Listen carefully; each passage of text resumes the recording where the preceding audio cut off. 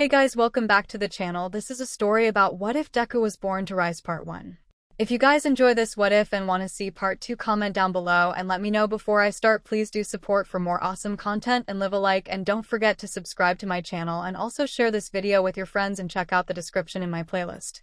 The author of the story bajy from fanfiction. So let's start the video. For Izuku Midoriya, a quirkless girl born in a world where 80% of the world is born with some kind of power known as a quirk, while only 20% of the minority is born without one, and thus are unfairly treated like garbage because of it, unlike everyone else. It was just a typical early Sunday morning as she was at Dagobah Beach, once again removing garage from it in her training to acquire one for all from her hero and mentor, 𝐴𝐼𝐺, whom had chosen her to succeed him one day.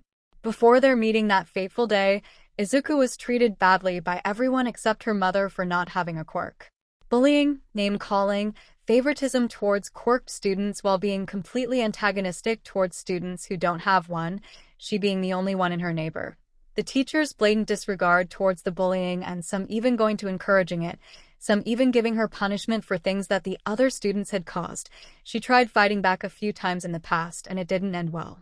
She wouldn't be surprised at this point if the staff was purposely manipulating the profiles of her and other students, just so particular favored ones can have an easier time getting into a future hero school, and the school itself getting credit for producing such heirs, so to speak. Since the reputation of her school was anything but stellar, while also degrading other students unfairly, even though they were working diligently and hard to get good grades so that they themselves could get into good schools one day. No matter what she did, no one paid her any mind nor defended her when she was abused.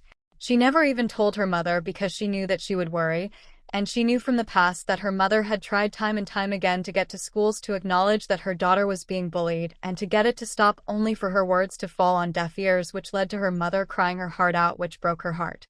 So she thought it was better to just hide it and treat her own injuries herself. Despite all the abuse and her quirkless status, she wanted to become a heroine. No matter how much pain she faced and no matter how much beating she endured, she wouldn't give up on it. She even started writing notebooks full of quirks from heroes, listing pros and cons and how they can be improved upon ever since she was a little girl. This, however, she chose wisely not to show to anyone, fearing that the bullying would only get worse if anyone knew, or even worse, if any villain somehow got their hands on them, then this would spell doom for other heroes and innocent civilians out there. Especially not to her main bully, Katsuki Bakugo, who was once her dear childhood friend but then turned on her the moment that it was revealed that she was quirkless. Despite how badly he treated her, she always admired him for his confidence and for his quirk and for his determination to get stronger and to become a hero, but even she was aware that he wasn't perfect. Far from it in terms of his personality and how he treats others, she can acknowledge that his attitude was anything but stellar, and was most certainly aware that he hated her. No matter how much admiration she had for him and how much she genuinely complimented him, he always yelled at her and antagonized her. It almost seemed like he was completely blind to the fact that she admired him and looked up to him, like in his eyes she was actually belittling him and looking down on him, when really that was never the case. The old saying, you can admire someone but can still find faults in them, really rang true. The final straw that broke the camel's back was what happened that fateful day, as she was about to leave the classroom after class got out, when Bakugo, who at the time she still called Kaken, had snatched up to her hero notebook, which thankfully both he did not read, and the fact that the title of the book was dubbed NFTF number 13. And thankful still that he didn't question the title or made any indication that he knew what it meant, and used his quirk on it to burn the cover before tossing out the window. He made his own threat that if she attempted to enter the UA exams then he would destroy her, and his final words before leaving was what stung the most. If you want a quirk so badly, then here's what you should do. Make believe you'll get one and take a swan dive off the roof. Suicide baiting. He really did it. She was pretty sure that he wasn't even aware of how much those words can truly affect somebody, and could seriously get someone in trouble should their victim commit suicide after that. Before, it was death threats and him hurting her with his quirk, doing everything he could to belittle her. But in all the years she had known him, he never said such vile words like that until that day. Before, a part of her kind of hoped, even if the concept seemed worthless, that he would one day realize his actions and be her friend again. But that day, he really crossed the line. He went way too far. Any hope of them being friends again, any admiration she had towards him, was completely turned to dust in an instant. That day, she broke in tears, but she didn't break down in front of him completely, as her only words to him after he said those words were this: "It's a wonder how your parents can still love you despite how much you act more like a villain than a hero." After that, she shoved past him and his small posse and ran out of the classroom as fast as her legs could carry her, not wanting to stay and face any sort of backlash from him after saying that. The thing she had said was awful, but she knew it was the truth. It was a very hard pill for her to swallow, but she knew that after he had said those despicable words you should absolutely never say to an abuse victim, she knew that she couldn't look up to him anymore. True heroes never bully nor abused anyone. Let it be other heroes, civilians, or even villains. She already knew this. She especially also knew that they absolutely never tell someone to go kill themselves. Doing so would only make you no better than a villain yourself. What he said was anything but heroic. Before, she would painfully shrug off all of the beating, as a part of her still hoped that he would come to his senses. But now, after those vile words came out of his mouth, the potential hero she once saw in her eyes was replaced with that of a villain. She always knew that. Why she didn't really and truly accept that full fact before that day would elude her, but she's, heartbreakingly, willing to acknowledge that she had been a fool for not accepting the fact that with his attitude, becoming a hero was not ideal. But even if she could tell someone what he had said, a part of her figured that no one was going to listen to a quirkless girl. Only her mother would listen, but even then it broke her heart with the mere thought of telling her mother and risking breaking her heart more. Don't get it wrong, she had tried a few times to tell Kachin's parents, who she saw as an aunt and uncle to her due to the fact that Mitsuki was a dear friend of her mother's ever since childhood, about him treating her badly, and while the parents did listen and punish their son accordingly, their son on the other hand didn't take it too well and thus attacked her for it, threatening to hurt her worse if she did it again. That, and she didn't want to risk destroying the friendship that both the mothers had for each other. If she tried it again now, after what he had said, she believed that it would be the absolute last time, as this time she feared that he really would kill her. After fishing her notebook from the fish pond and checking how its condition was, which thankfully was rather good, as only the cover suffered more the damage and the edges suffered a bit of the pond, but everything else was still intact, including her writing and her drawings inside, and after taking time to try her notebook, she made her way home, deciding to take a shortcut so she could avoid running into Kakin, briefly wondering at that point if she should even still call him that after what he had said. She was determined to continue following her dream despite what had happened.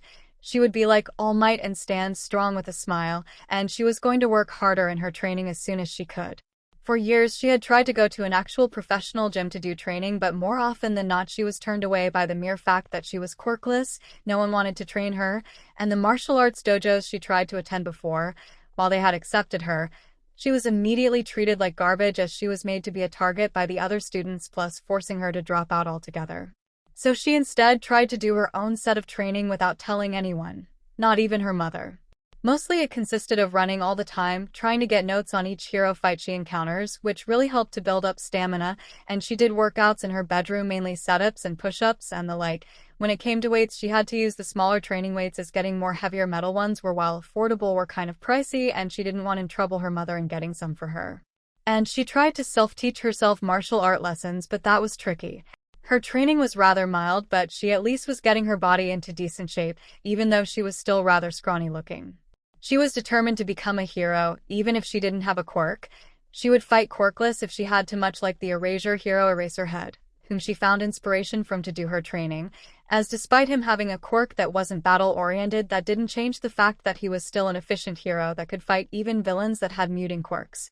But she understood that for him, he had to use his brains as well as his brawn. It was wiser to choose how you battled, and wiser still to make sure you wouldn't become a one-trick pony, as the underground hero always had more than one tactic to use to take down his opponents. Really, it was both All Might and Eraserhead, respectfully, who inspired her to follow her dream. But then everything changed when she was attacked by the sledge villain and almost killed via suffocation, with him attempting to use her body to try and escape the heroes trying to find him. But thankfully, to her shock and surprise, All Might appeared and saved her. Granted, the attack knocked her out, but mostly it was from having almost suffocated to death, but thankfully she was resuscitated and the villain was captured and placed into 2-liter bottles, which was clever, as due to him being out of uniform, he had to use something to try and efficiently contain the villain without the proper restraints to do so. All Might had even signed her notebook while she was recovering from the whole thing. But as he was about to leave, she clung onto his leg as there was something important she wanted to ask him, which was a bad idea as she almost got killed the second time as she clung to him for her life as the two of them went flying across the city. After landing on a building, she asked him if it was possible for someone like her to become a hero even without a quirk.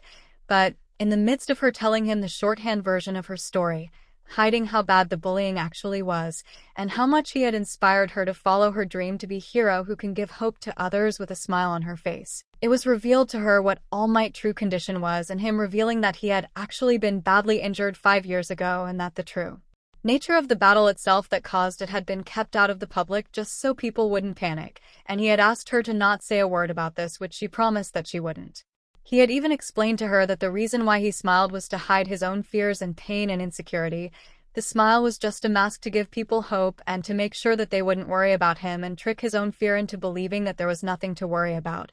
He understood that being a hero was tough and it was pretty dangerous, gently telling her that no, he didn't believe that she could become a heroine, but had encouraged her to try becoming a police officer, as they two were just as important, as without them heroes would have a harder time trying to arrest criminals, as he himself had a buddy in the police force who he trusted and he had worked with several times on different cases over the years, telling her that while it wasn't wrong to dream, that she had to dream a little more realistically, but at the same time to work hard if she wanted to obtain such a dream, it all depending on her.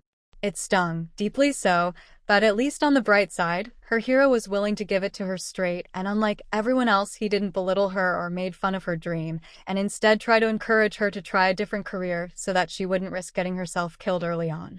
He was kinder to her unlike everyone else, which was a nice change of pace, though his words were the only things she had to fight off the overwhelmingly dark thoughts, despair that still whirled in her heart viciously after what had happened at school as she made her way home, letting her legs take her, which led her to unknowingly come to a hero fight subconsciously as it became body instinct at that point after having done it for so long.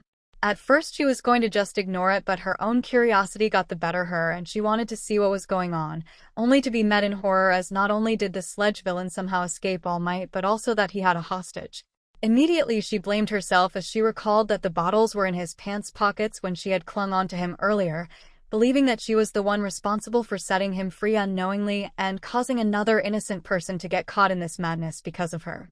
With All Might out of time and the other heroes not having the right quirks to handle this, it would only be a matter of time before the victim died of suffocation like she almost did. What shocked her the most was seeing who was being held hostage. It was 𝐒𝐽𝐫. What happened next felt like it all happened in bullet time. Her body had moved before she even had a chance to think. She went towards the conflict trying to think of something, anything to save him, quickly using her backpack as a distraction to throw it straight at one of his eyes, causing him to flinch and release 𝗵𝗃𝗀 around his mouth, allowing him to breathe even if only temporarily as she clawed, desperately trying to dig him out as her bully had demanded to know why she was there, and she in hysteria screamed that she didn't know and that her legs had moved before she could think. After thinking about everything that happened, she then told him that despite how badly he had treated her and all the horrible things he did to her, she couldn't just stand there and watch him die. Thankfully, this provided enough of a distraction to allow All Might to be able to regain his muscle form and jump in just as the villain was about to knock her away, using a Detroit smash to splatter him while hanging on to the children so that they wouldn't get blown away by the whirlwind caused by a smash, which also caused the weather to change as it rained briefly, which helped put out the fires caused by 𝗵𝗃𝗀's explosions while he was trying to use desperately to escape but to no avail, into a nothing but causing property damage and making it harder for the heroes trying to save him. After getting chewed out by the other heroes while All Might was surrounded by the press, she made her way home. But before she could even reach her neighborhood, she was stopped twice by two people she didn't think she would encounter again that day.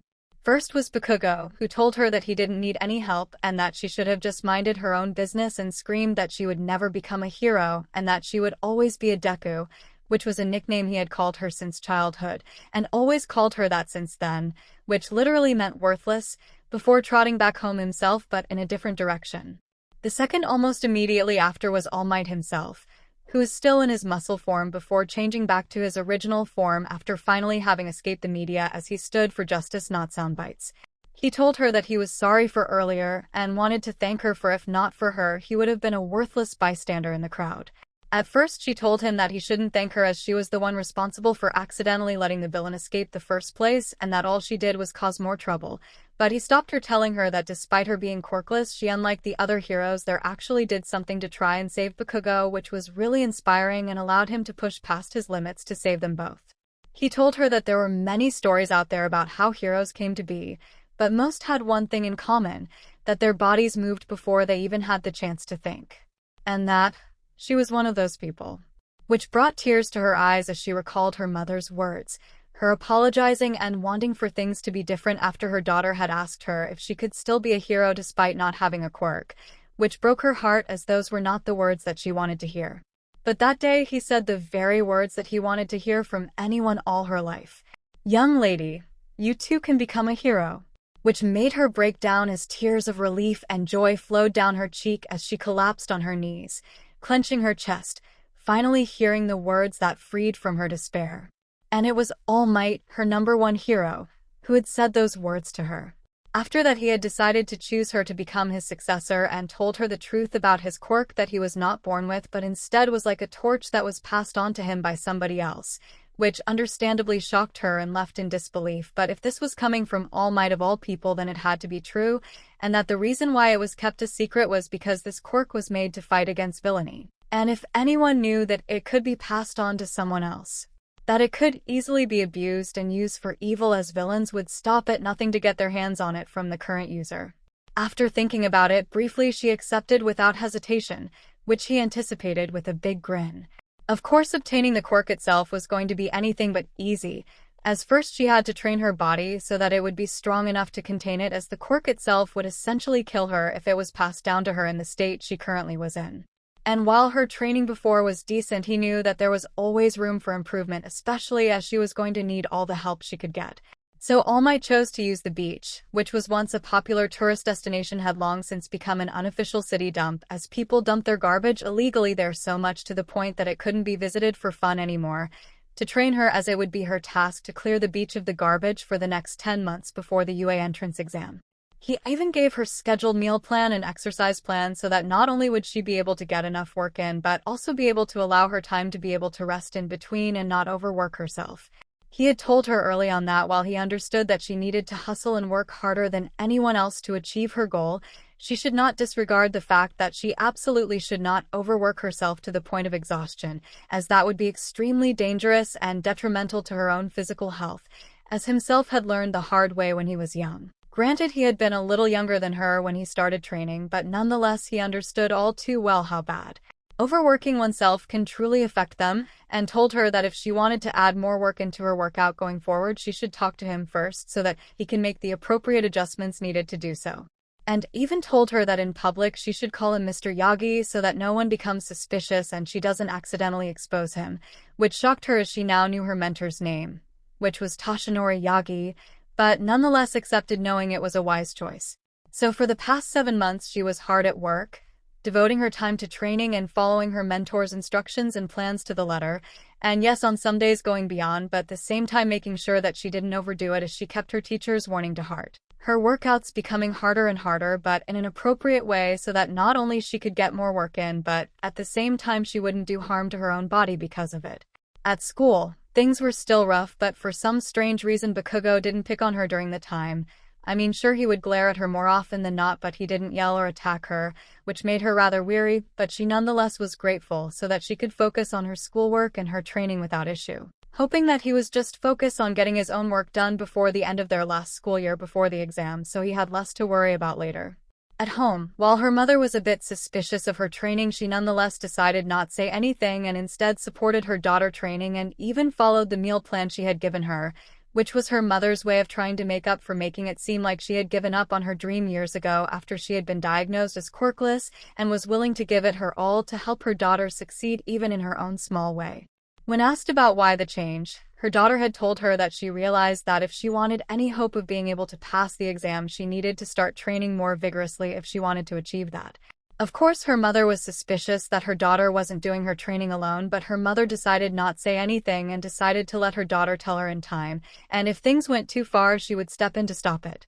Of course, Izuku herself never told her mentor how bad the bullying had been over the years, and how things really were at school outside of basically how her day was.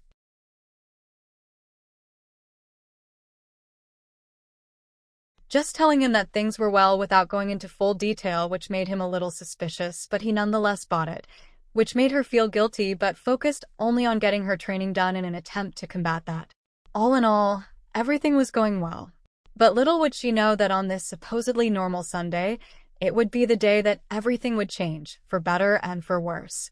I wonder if I should recommend young Midoriya to share her hero analysis with other heroes?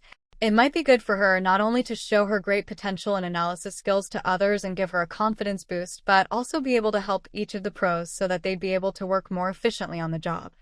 Toshinori thought as he was browsing through one of her hero analysis notebooks, with her permission, as he watched his chosen successor work hard as usual cleaning up the beach, which she has made pretty huge headway of it and was almost done. In just a few short months, the beach will be completely cleared, though. He briefly wondered if his successor will have any time be able to learn how to use the quirk before the entrance exam, because he started to wonder if he probably might be cutting it just a little close, but he was hoping to allow his successor to be able to have at least a little bit of time to be able to learn control of it, so that she will have a chance at being able to use it in the exam without hurting herself.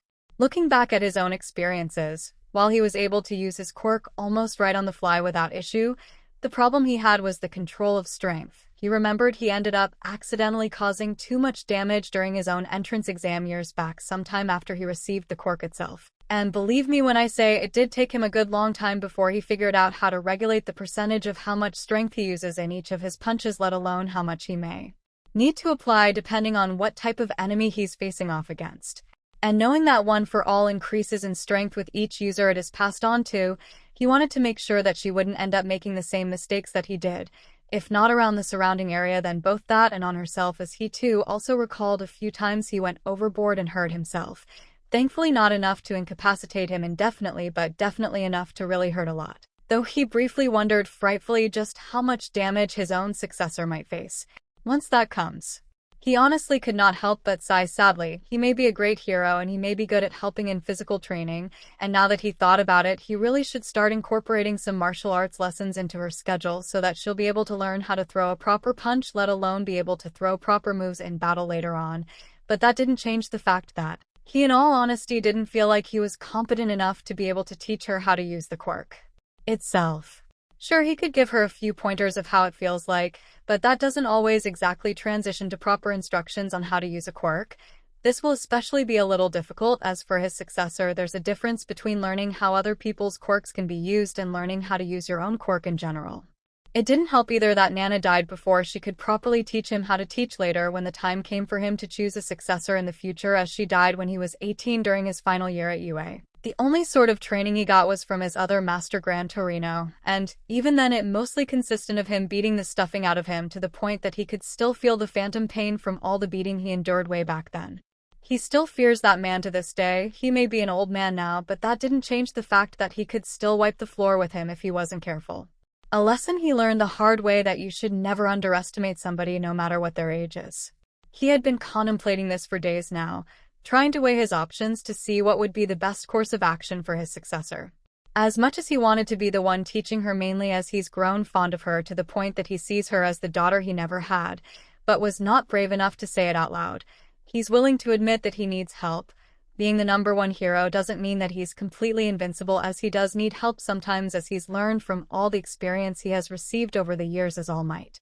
And he knows that she will need all the help she's going to get, especially as, looking back at his own past mistreatment, she probably may need to see a therapist, if she wasn't seeing one already, as far as he was aware, as he was well aware that the quirkless go through a lot of trauma. He was already dreading what he'll find out about what the quirkless truly go through these days compared to decades ago. Once he gets down to doing research on it, he would have done it sooner, but he was very focused on the training hero work and getting a lot of paperwork done so he would be ready for his first tenon at UA, though in hindsight he really should actually try to make time to get down to it soon.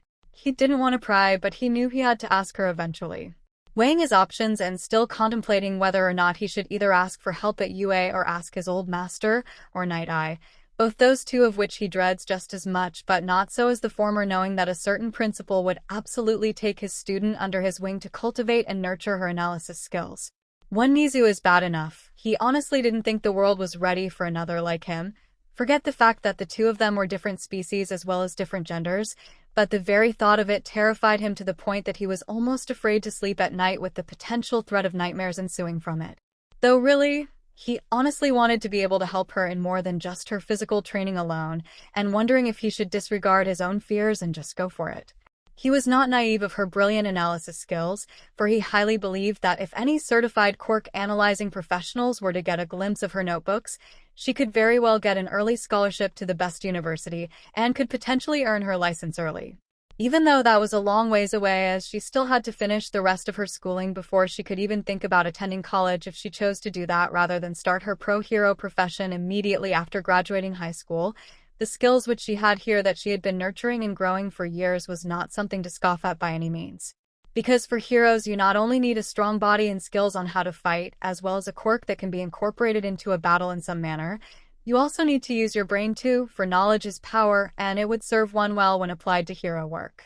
After all, hero work isn't about pure muscle alone, let alone being so heavily reliant on your quirk to the point that it becomes a crutch should you be unable to use it for some reason or another, and it was most certainly more than just fighting bad guys in general.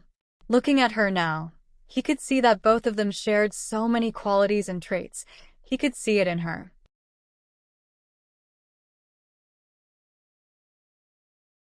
Eyes that she cares about saving and helping people more than she would fighting, but that won't change the fact that she would fight with all her might to defeat the villains to save people. Even if some of those people would claim that they didn't need saving, doing good for the sake of good was what mattered at the end, so long as it doesn't cost you gravely in return. And those who claim that they didn't need saving, they usually would be ones that needed to be saved the most, whether they were even aware of it or not.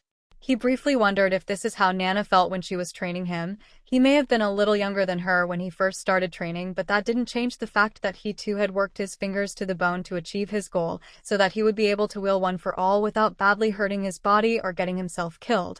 He could only hope that he'll be able to do just as good as his mentor had for him. Mr. Yagi. The voice of his successor was what brought him out of his thoughts as he turned to face her, as she wore a simple white sweatshirt and gray gym pants, and her hair was down, as he could see that she had taken her hair out of the ponytail and put the hair tie around her wrist to free her hair of some of the tension from being in that position for so long, as she wiped the sweat off her forehead. Is everything all right? You've been staring off into space for the better part of an hour. Is something wrong? She asked in concern. He smiled at her reassuringly as he told her, I'm fine, young Midoriya. I was just contemplating on how to change things up in your training, because it hit me that as much as you need to build muscle in your body, you also need to learn how to properly fight when the time comes for you to fight against a villain. She believed it was a little more than that, but she didn't want to worry him, so she nodded and replied, I understand that. I mean, I have tried to teach myself how to fight at home, but I'm honestly not sure if I'm doing it right.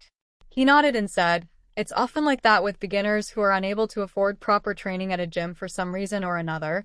For your case, we both know that the very reason why you're not able to go to a proper gym for that is because, well, the last part, he said hesitantly. She sat down next to him on the bench as she placed a hand on his shoulder as she nodded, silently telling him that she understood, as she knew from experience that the quirkless were unfairly treated like they were nothing but garbage. And people didn't care if they were going to lose a potential customer because they were too biased to their own belief that the quirkless were worthless.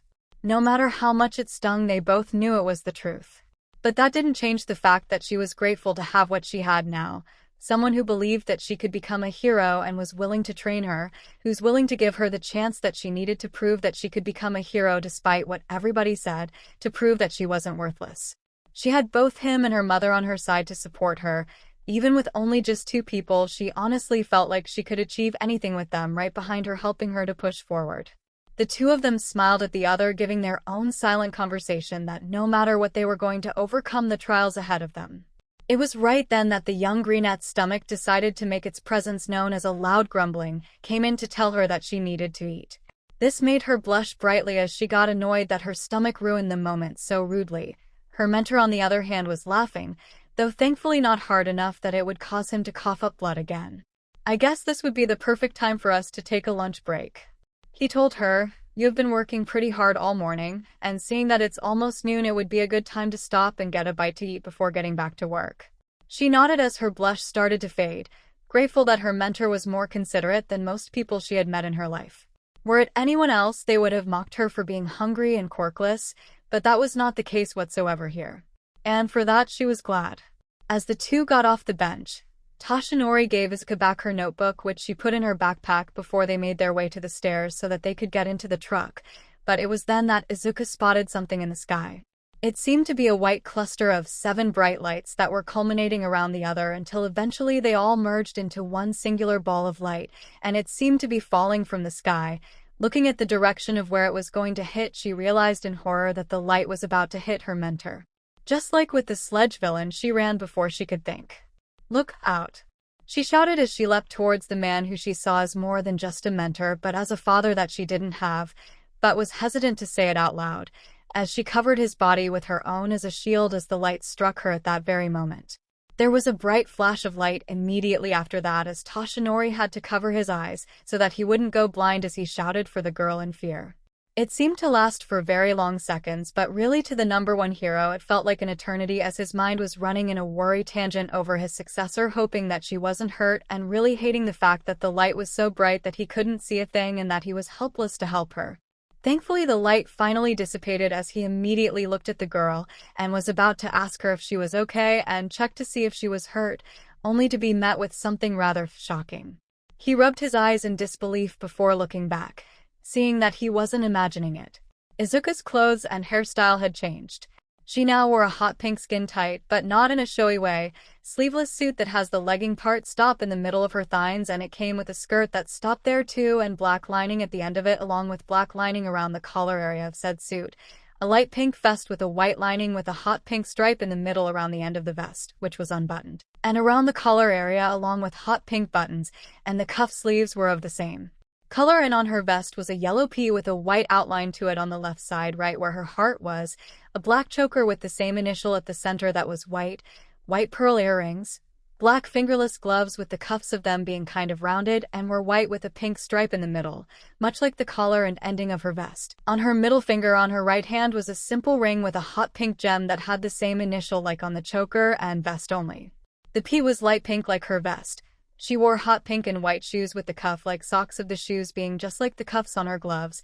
Around her waist was a white belt that seemed to have a compact-like buckle at the center, as said center had 3 different colors to it, which were pink, blue, and green with a white pink. At the very center of it and on the belt itself there seemed to be 2 golden buttons on each side around the buckle compact area, and on the right side there were 3 circles that had the same colors as that on the compact. And lastly, on her head was a big red bow which held up her hair, which was once down and around her shoulder blades up in a high ponytail.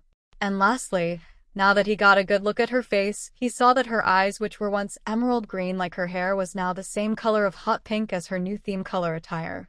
The two of them blinked as both did an examination on this. Toshinori being confused as all get out while Izuku was shocked and trying to contemplate what on earth just happened. It was just too weird. Even for their world as it was when it came to it this day of age, especially when it came to quirks, as generally anything was possible at that point, but this was just ridiculous. And that was saying something. What? Just? She tried to say as she was so shocked she almost felt like she was floating, not knowing that she literally was until Toshinori had to grab her by the ankle to keep her from getting too far off the ground, which made her look down and yelped in disbelief. "I'm just as confused as you are, but I think it would be in our best interest if we calm down and help you get your feet back on the ground first before we try to contemplate anything," he told her in gentle urging, trying to stay as calm as possible as he too was just as freaked out. It honestly was hard trying to keep from coughing up blood from all this. After taking a few deep breaths, Izuku was able to calm down and guided herself back down on the ground safely as her mentor let go of her, surprised that she was able to do it so easily as if she had done this her whole life. "I really do not know what to say about this," Izuku told him. "That makes 2 of us, but still I have to ask, are you alright?"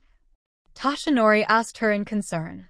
"I'm alright, actually more than that. I feel stronger than I ever had before.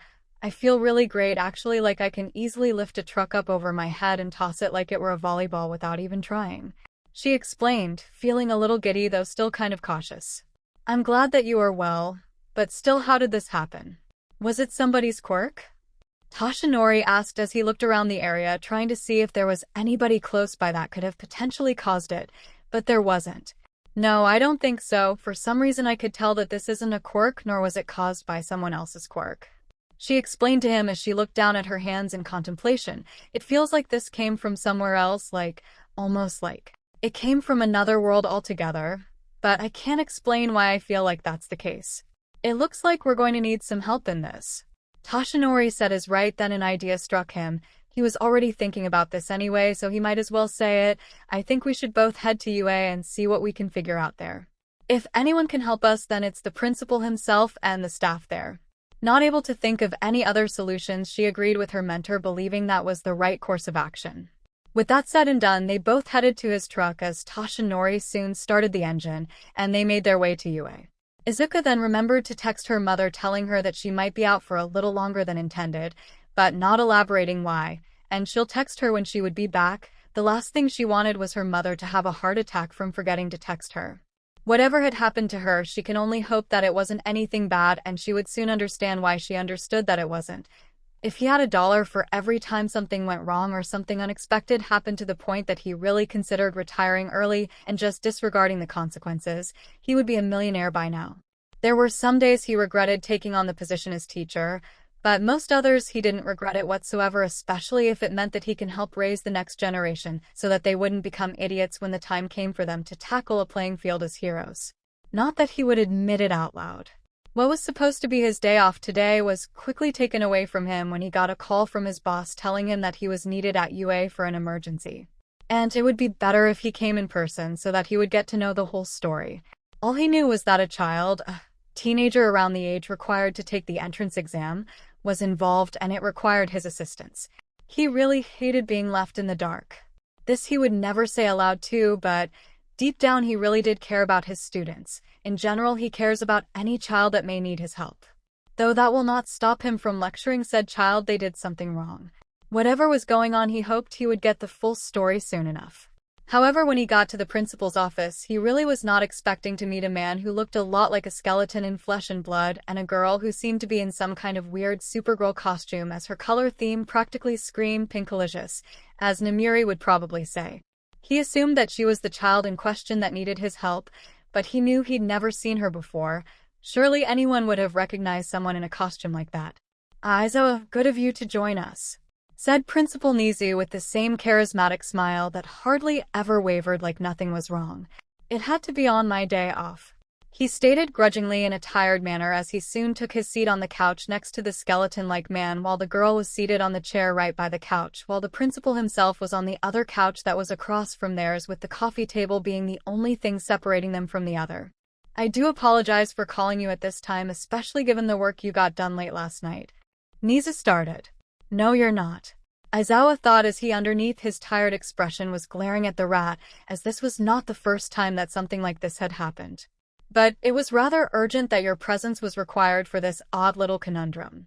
Nizu finished before he pointed to the girl as he told him, "This young lady here was caught in a very strange amount of circumstances as of 2 short hours ago. She and Mr. Yagi were planning to take a break from training to go eat when suddenly she spotted a white cluster of lights that soon merged into one and was about to hit her mentor, to which she leapt towards him in order to shield him from the impact, which engulfed her in a flash of light and soon resulted in her not only getting a change of wardrobe, but she seems to have gained powers from this as well." The greenette, who had been observing him for a while since he came in, gave him a shy nod before she turned her gaze towards her knees like they were a very interesting art piece.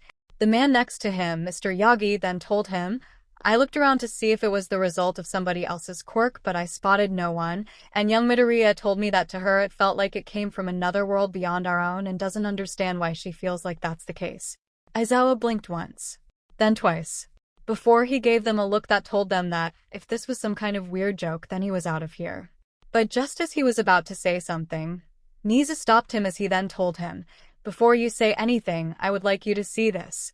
Nizu then pulled out his handy tablet with what appears to be a video ready to be played on the screen as he handed the device to the underground hero as he told him, "I've managed to procure a video that was recorded from a video camera nearby from a store that has long since closed down. The camera itself was thought to be long since disabled by everyone, but coincidentally for us that wasn't the case. So I was able to secure the video in question and send a virus to the camera in order to prevent it from getting hacked into or abused for malicious purposes. I believe young people would say seeing is believing, in this case in question." Despite still being rather skeptical, he knew not to underestimate the rat if he managed to actually get evidence of what he claimed, which is one of the scariest things about the principal and something nobody should ever underestimate. He decided to take his word for it and accept the tablet before playing the video to see for himself. If he showed any remnant of surprise, then he did well to hide it underneath a seemingly neutral gaze, although anyone with a keen eye could see in his eyes that he was stunned at the revelation before him. And any skepticism and doubt that was there was blown away in an instant as he understood that they had not been lying nor joking. He sighed as he turned to the man next to him, then to the girl, then to the principal before he handed the tablet back to him, who accepted it, as he then told them, "Perhaps we should get introductions out of the way before we really dive into all of this." The man next to him nodded in agreement before turning to the girl who he can only guess was his apprentice, or maybe his daughter.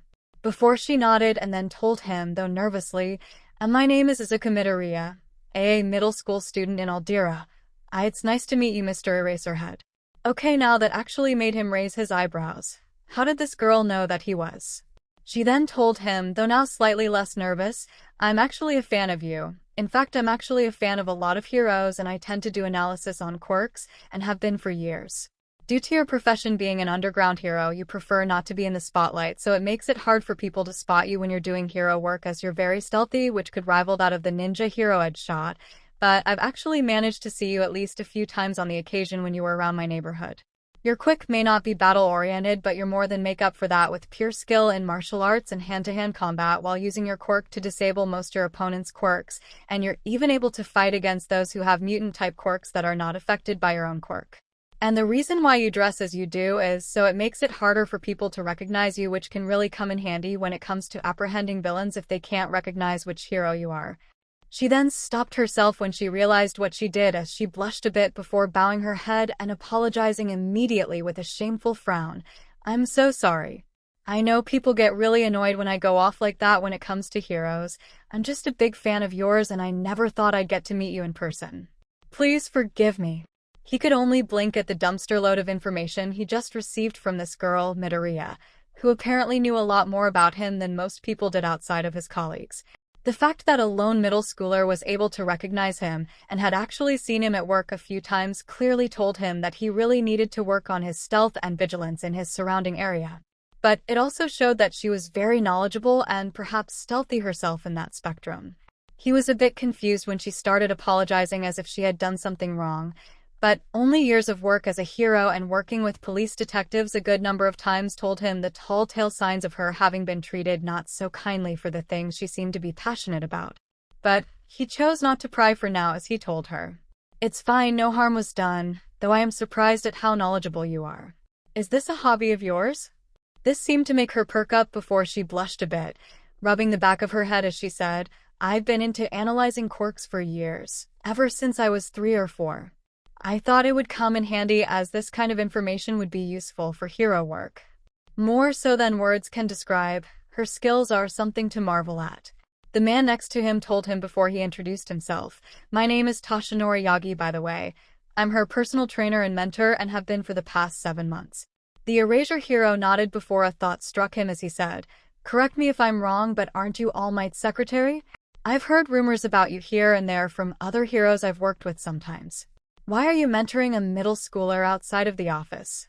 Mr. Yagi was silent for a bit before he briefly turned to the principal, who gave him a brief nod before he gave one in return as the man got up from his seat as he told him, "While that is true, there's a good reason for why I'm mentoring young Midoriya, but there's more to me than meets the eye, for you see the secretary job is just a cover-up to hide my real identity." This made the man raise an eyebrow.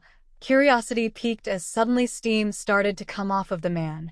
The girl was startled and looked like she was going to ask her mentor something with a look of shock and worry, but was stopped as the man held his hand up and gave her a thumbs up, silently telling her that all would be well, which the girl nervously nodded as the look in her eyes did not betray her concern but deep-seated trust she had for him. Abruptly, Aizawa was startled by a big plume of steam that came off from him, as the steam itself covered the man with what sounded like a brief popping sound that followed immediately after. Eventually, the steam dissipated a moment later, revealing, to his astonishment, the #1 hero himself, All Might, as the man turned back to him and gave off his trademark smile and catchphrase, "I am here." If he had been drinking a cup of coffee, he was sure to have spat it out by now in shock. About 1,000,000 questions flooded his mind as he was trying to process what he just witnessed. The skeleton man who looked like he hadn't eaten in years and could easily be blown away by a gust of wind turned into the man who he both acknowledged as a great hero but really disliked him at the same time, and knowing that from what he said a moment ago, it was obvious that Mr. Yagi and All Might were the same person. He blinked hard a few times at him before Blonde Hero spoke. "Undoubtedly you have a lot of questions, I'd be happy to tell you, but summing it up so we don't waste too much time and get back to the case in question." The man, in a brief puff of steam, then returned back to his skinny form before he frowned and slowly lifted the left side of his shirt, which now that he thought about it, he felt like face-palming for not realizing that he'd been wearing clothes that were too big for his own physical body and now understood the reason behind that, revealing an awful scar that, the underground heroes shakenly admitted, was the worst one he had ever seen in his life. It was true that heroes got hurt more often than not on the job, and he had seen more than his fair share of bad scars from other pros, villains, and even the people he was working with over the years. But this one looked very serious. It was red and a purplish gray, shaped like a spider with multiple legs, and that fact that he had been hiding something like this without anyone knowing it only told him that there was more to the hero than he had imagined. And by the look of it, the scar had to have been there for years, and on the blonde's face he could tell that the scar caused him some pain. "I got this scar almost 6 years ago while I was fighting a very dangerous villain. The injury I received badly damaged my left lung and destroyed both my stomach and some small intestines beyond repair. Because of this, I can now only operate on 3 hours a day of hero work before returning to this form. And before you ask, the fight I had with the man who did this to me was kept quiet and kept out of the public in order to not scare people and ensure that peace could be maintained, because the man in question was, to put it bluntly, worse than any villain you've ever met. Even though he's gone, the mark he left on me remains." He told him, a tone that disturbingly told him how serious he was about it, as he let go of his shirt and let it go back down on its own. To say he was too shocked to speak after having such a bombshell dropped on him would not give the true description of how he felt any real justice. As hard as it was to believe, even someone like him was in such disbelief that he had to pinch himself to make sure that he wasn't having a sleep-deprived, induced dream due to going on too many all-nighters in a row. The fact that All Might, the #1 hero who seemed to be nigh invincible to any serious attacks, who had been a hero for several decades, who could smile no matter what situation he was in, who practically seemed untouchable, could be hurt this badly that it gravely affected his physical health and hero work, and the fact that, seeing as he was now, made him really look just as human as everyone else, completely threw any misgivings and doubts about the hero out the window and buried itself so deeply that it wanted to rot away and die. Yes, he admits that he too assumed a few things about the hero, for oblivious things and because of his dislikes towards him, and yes, he knows he was human like himself and others, but for something that was this secretive to be revealed to him in this manner, really made him reevaluate what he actually thought of the man. But he started after practically having to metaphorically yank his voice back into his throat as he started off a little croaked. "If it's supposed to be a secret, why reveal it to me?" "Several reasons, really," the #1 hero stated. "First is that I wanted you to be the first to know that I'm actually going to be joining the staff this year. I'll be teaching heroics with you, but because I'll be new at this, I'm going to need your help in learning how to teach so that I'll be better prepared for the upcoming year. The second reason, and this goes with the first, while I am able to do well teaching how to do physical training without too many issues, when it comes to actual quirk training I'm lacking in that department, and when the time comes to it I'm going to need help teaching my successor so that she'll be better prepared for the upcoming exam and hopefully the upcoming school year. And lastly, since you are a homeroom teacher for 1A in the hero course, and after pondering about it for a while, I thought it would be best to inform you so that I can have some more assistance going forward so that my successor can have all of her blind spots covered, not to mention someone to talk to if I'm not available, or to others who I'm planning to call in soon. Not to mention that if I were to miss something, I know wholeheartedly you'll help me cover whichever basis I'm missing. Being the #1 hero doesn't change the fact that I'm going to need help every once in a while, especially in areas I can't cover on my own." He was both equal parts stunned and at the same time understanding on why he revealed all this to him. Looking at the hero before him and the girl who is still seated on the chair, it was obvious that she was the successor in question.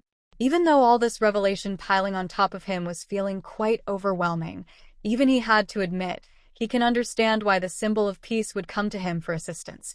Years of being a hero and teaching classes has taught him there is a difference between training somebody physically and training somebody quirk-wise, as the two subjects themselves were, although similar, were otherwise as different as the sun and moon, so it makes sense that he would be one of the few people that would be able to help in this case. But there was still one thing that was kind of bothering him that he had to ask him. But if that's true, I still don't understand why you're choosing to join the staff here at UA, as it's just as big a responsibility as being a full-time pro hero is. 𝐈𝐧𝐿 questioned after finally having been able to calm himself enough to speak without being rendered silent. Quite simple really, he told him sincerely but firmly. I'm planning on retiring soon. Wait, what? He's retiring? I mean, sure, with that scar on him, it only makes sense that he would have to eventually, but to actually be told this in person point blank. Yeah, that would be shocking to anybody. Okay, hear him out. He was aware that every hero retires when the time comes, and that's different for everybody depending on the case. And he knew that while All Might was just as human as everyone else, he knew he would probably have to retire eventually. There's a huge difference between thinking that and actually learning it himself. It feels very shocking learning this from somebody who is far more secretive about a lot of things in his personal life, to the point that numerous rumors rolled over the web, and nobody can figure out which one was actually true.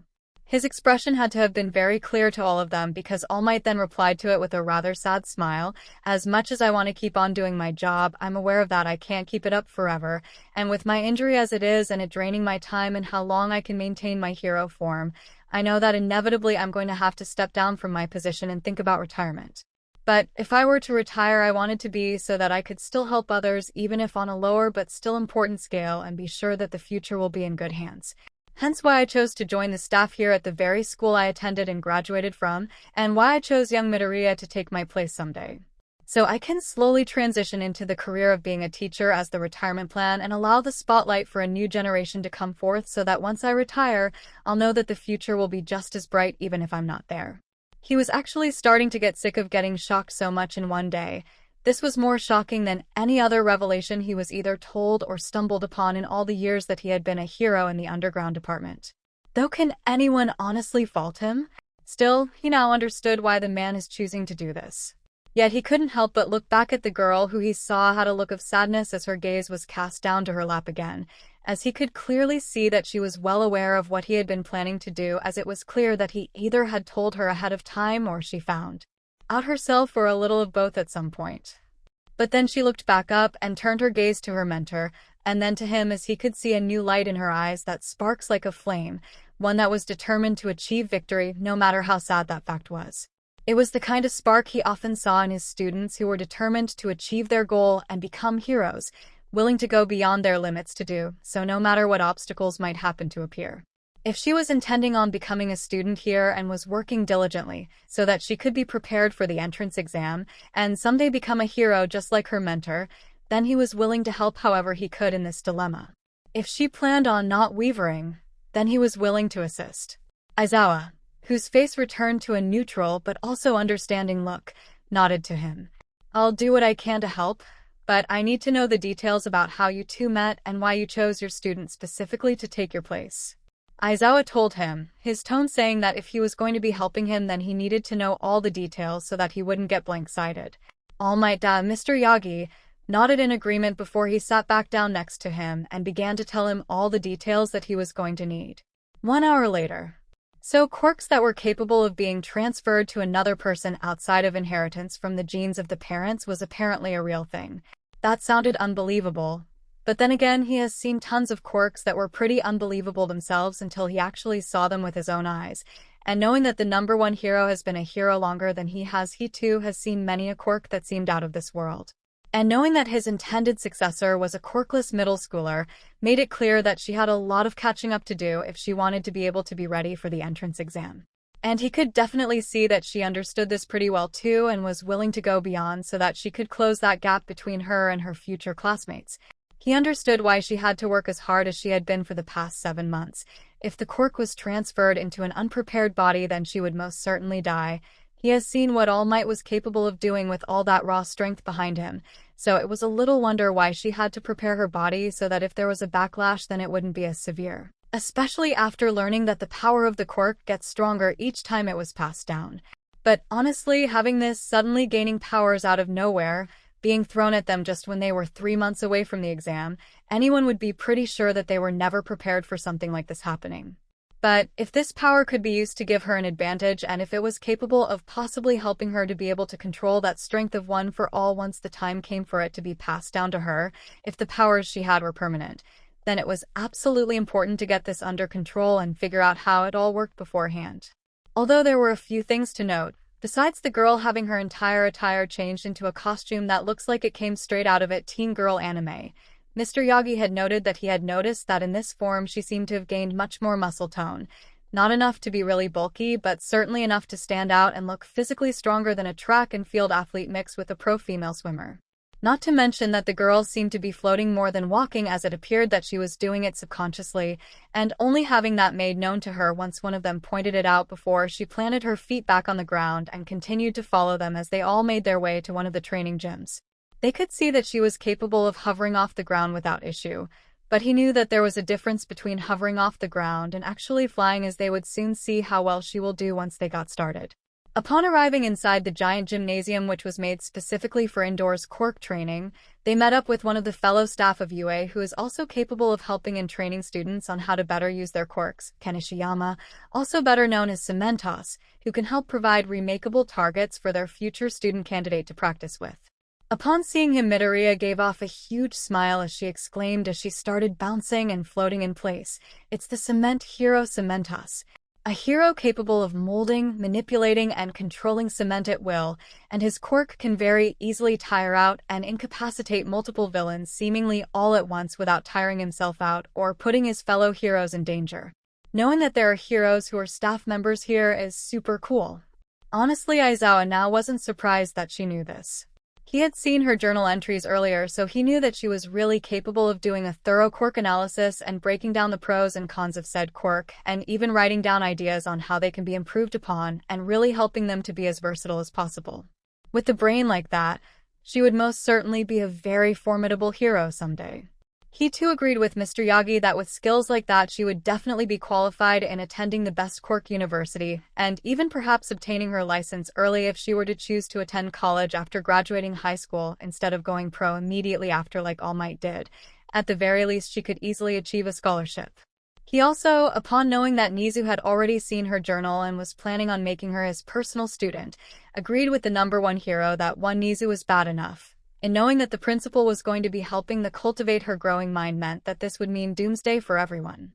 Sure, that may seem extreme, but if you knew just what the principal was capable of, especially with his high-specs quirk and knowing what he's been through before he became a principal and hero, then you would understand why the idea of there being someone like the principal was so terrifying that the thought of sleeping soundly would practically be impossible from here on out.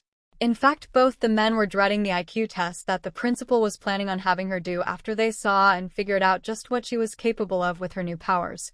It was at the moment when 𝗵𝗲𝗧𝗵𝗲 chuckled in amusement did Midoriya stop and blushed before apologizing. "You needn't apologize, young lady.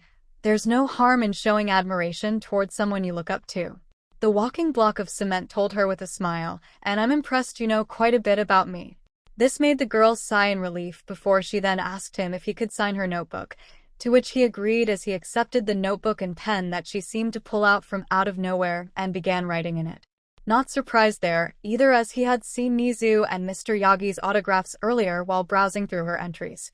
And it looked like she wanted to ask him too, but was hesitant and wanted to respect his space, which he appreciated, though he was pounding on whether or not he should give her one of his rare ones depending how things went today. After getting her notebook and pen back after being complimented for her work, too, which she thanked him for it, before turning back to the others, realizing her reaction, was about to apologize but was stopped by her mentor as he told her that it was all right and that she needed to stop apologizing constantly as her reaction was understandable. Aizawa could see in the man's eyes that he was concerned about her mental well-being. He honestly was in the same boat as him and was thinking about talking to Hound Dog about it later. For now, though, it was time to get to work. Toshinori really couldn't help but chuckle at seeing the young brunette fly around so freely, laughing all the while in the thrilling joy of flight all around the gym as she flew with perfect grace as if she'd been flying her entire life, with the expertise of someone who has had years' worth of practice under their belt. If he had suddenly gained the ability to fly, he'd also feel the same way, like nothing could hold you down now. He wondered if this is how anyone with a flight-type quirk felt like. Maybe even Nana too? He didn't dwell on that too much as he did not want to start frowning while his successor was in a gleeful mood. So he just focused on what has transpired since starting her ability evaluation and training. It's true that there is a true difference between actually floating and flying, so they chose to test her flight skills first before they got to the strength part, seeing as she could barely keep her feet on the ground, and it might be a good way to burn off some of that energy. It did take her a little while when it came to flying in different directions higher than 5 to 6 feet off the ground, as noted from her crashing a little bit at least 2 or 3 times, but in no time whatsoever she eventually got the hang of it and even got to practice dodging some of 𝗵𝗲 cement-like liquid tentacles coming at her, which she absolutely nailed without getting cement on herself, and she passed all other aerial type tests that were equipped within the gym. Right now they were currently seeing how long she could keep flying before she actually got dizzy or got tired out, and so far there's been no sign of such. Remember to take this seriously, Midoriya.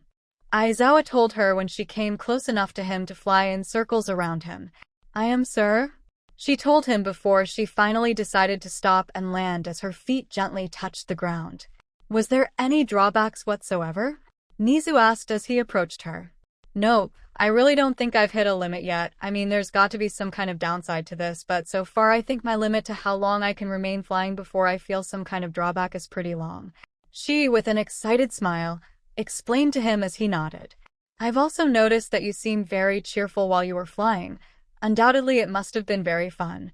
Nizu pointed out as Asuka nodded before she stated confidently. It really was. In fact, when I was flying, I really felt a positive flow of joy course through me, pushing away my worry and nervousness. It's actually been a long time since I've really felt this way. Nizu nodded while both Toshinori and Aizawa couldn't help but internally wince at that. While it was good to see her in a more upbeat mood, they both couldn't help but feel there was a double meaning behind what she said. Really need to check on those quirkless reports later, no matter how much I may regret it after. They both unknowingly thought the same thing, as the latter felt rather ashamed that his foreknowledge on that subject was rusty since the last case he had 12 years ago, though he knew for a fact it paints an ugly picture there. So we can check that off the list. We can test your flight further on another day. But for now, let's get to the strength part of this exercise. Nizu told her as he gestured to the cement user to create a rectangular stone block, so that she could use it to test her strength to see if there was some kind of limit to it, and he made sure the block in question was big and thick enough to last as long as possible before it would inevitably be smashed to bits. As the kids would say, let her rip. 𝗵𝗲 said as he gave the group a thumbs up before backing away to give the girl room as she glided over to the target before landing. Getting into a fighting stance, from what she could remember from trying to self-teach herself karate, she pulled back her right fist before she launched it forward as hard as she could while yelling smash. With that, as soon as her fist collided into the cement target, it created a small explosion of cement, as bits went flying as her fist created a small yet decent fist-sized crater. She stared in awe at what she had done, amazed that she was able to do that. By herself, the only thing that would result from her punching a target like this would be bruised and bloody knuckles. But in this form it didn't cause any pain whatsoever, as if she even punching an overstuffed pillow. She turned back to the others as she smiled at them, asking in excitement as her eyes sparked just as much as they did from when she was flying, "Did you see that?" "Indeed we did, young Midoriya." Her mentor nodded with an impressed smile. "Looks like that answers our question," Aizawa stated while briefly giving Mr. Yagi a really glare for the fact that she mimicked his smash catchphrase before turning back to her. "Was there any pain?" "Nope," she told him. "Not even a little. It felt like I was punching an overstuffed pillow." "Indeed, it seems you are strong enough to leave a dent into that cement block, but the question remains on how long can that strength last without stopping, and if it can go even further than this," Nizu stated with a grin that widened a bit. "Let's see," she said, before she turned back to the cement block. Soon she started to throw more punches at the block, both left and right, again and again, creating more craters around the first one and making it into one big crater, making it go deeper and deeper. It was only when she was a couple feet deep did she actually drew back and panted a bit before waving her hands a bit in pain. "You okay?" Toshinori asked her as she turned back to them as she nodded and said, "Yeah, just a bit winded and my fingers and knuckles sting a little bit." Then there is a limit to how long you can keep going before you actually start to feel any form of drawback. Eventually you'll start to feel winded and feel pain from punching for more than 3 minutes, Nizu deduced. It may not seem like a long time, but going at it for that long can still make a difference. Her mentor told her as she nodded while clenching and unclenching her hands to relieve them of soreness and stiffness. But then she started to have a thoughtful look as something occurred to her right then and there. It surprised her a bit as it felt like this thought was being gently pushed into her mind enough for her to catch wind of it. She looked down at her belt, or more specifically, her compact-like buckle, only for her eyes to widen in surprise as she saw that the green part of it was flashing that color, almost beckoning her, like it was telling her what to do. The others noticed this too as curiosity and caution filled them as they all wondered what was happening. Before anyone could say or do anything, Izuku touched the compact, and the instant she did there was a flash of white light that nearly blinded everyone as they averted their eyes. It only lasted for a moment before they felt it die away as they all looked back at her only to be met with surprise as her appearance had changed. Her hair was no longer in a high ponytail being held by a big red bow, but instead her hair went upright in a, though kinda curly, spiky style that somewhat resembled a wave but looked more natural compared to how it would look if anyone had used hair gel, and in her hair were highlighted screaming green diamond-shaped hair clips on both sides of her hair. Her attire color changed too as what was hot pink was now screaming green. What was light pink was chartreuseish yellow, the P initial on. Her ring was now light green. Everything else about the outfit style remained the same as before, and lastly was her eyes, which were now screaming green. And Toshinori Yagi could tell you that both this color and her natural emerald green colored eyes looked somewhat alike unless you actually got a closer look at them to confirm the difference. Izuku looked at herself and was amazed. She just went from pink to green, and it was also then that she felt like she was much stronger than the pink form. Did that mean this form was stronger than the other? Well, there was only one way to find out. She turned to the cement hero and asked him if he could fix the block so that she could test something with this new form. He blinked at this but nonetheless complied as he used his power to make the cement block return to how it was before the damage was done. The others were curious about what she was planning to do, although they theorized, especially when it came to the principal and the blonde scarecrow, that she noticed something in the form and she wanted to test to see if this form was weaker or stronger than the form she was in before. Soon enough, the block was back to its original state before she got into the same fighting stance again, and, after making sure 𝗵𝗲 was out of the way, pulled back her right fist before throwing it forward as she yelled smash. Upon impact, a bigger explosion made out of cement came about as the bits went flying once more, and her punch not only left a bigger crater than the pink form did, but also definitely was deeper than the previous one. In fact, it was so deep that she could estimate that by the length it's about as deep as how long her lower arm was from the elbow to her fingers. I knew it. She chimed in, this form felt stronger than the pink one I was in, so it's safe to estimate that apparently I must have 3 forms, if the colors on the compact are an indication, and each one has their own sets of power levels, strengths, and weaknesses. Possibly even abilities that only each one of them can do but the other cannot. I have to agree. 𝗍𝗓 nodded as he was thinking the same thing. So it's best that we get as much information about each form as possible, and keep an eye out for any sort of other bells and whistles each one might have came with. Izuku nodded before she was given the go-ahead to continue punching, and see how long her strength can last this time compared to before. She then unleashed more attacks on the cement block but faster, naturally to her, than before, and not just on one side but on every other spot around the block itself as it started to crumble the more she punched it until eventually it crumbled to a pile of dust and little pieces. She didn't even feel winded after that. Not only is this form stronger than the other, but muscle speed-wise faster, and it seems you have more stamina too. We should assume that your other stats have a limit of their own, and it varies depending on how much of which one you're using up more. Though I should guess that some of them would probably be the same as the others depending on the circumstances. 𝗍𝗓 deduced as this was starting to fascinate him more and more. Should we continue? Aizawa asked for confirmation. Yes, at least until this form has hit its own limit. 𝗍𝗓 told him before he turned to the greenest greenette and told her, remember, you don't have to push yourself if you reach a limit. If you hit it, then stop and tell us of your state. The last thing you want is for you to overexert and hurt yourself more than mild bruising. Before you ask, they had called Recovery Girl to come and join them earlier, but right now she was busy at an appointment with a hospital nearby, but she did call and tell them that she would be back soon enough and to go on without her, but be sure to monitor the progress carefully. She nodded to him, understanding his instruction as she turned back to the pile that used to be the block as she watched in awe as the cement hero restored it back to the way it was and made not just one but several more around her to test her stamina.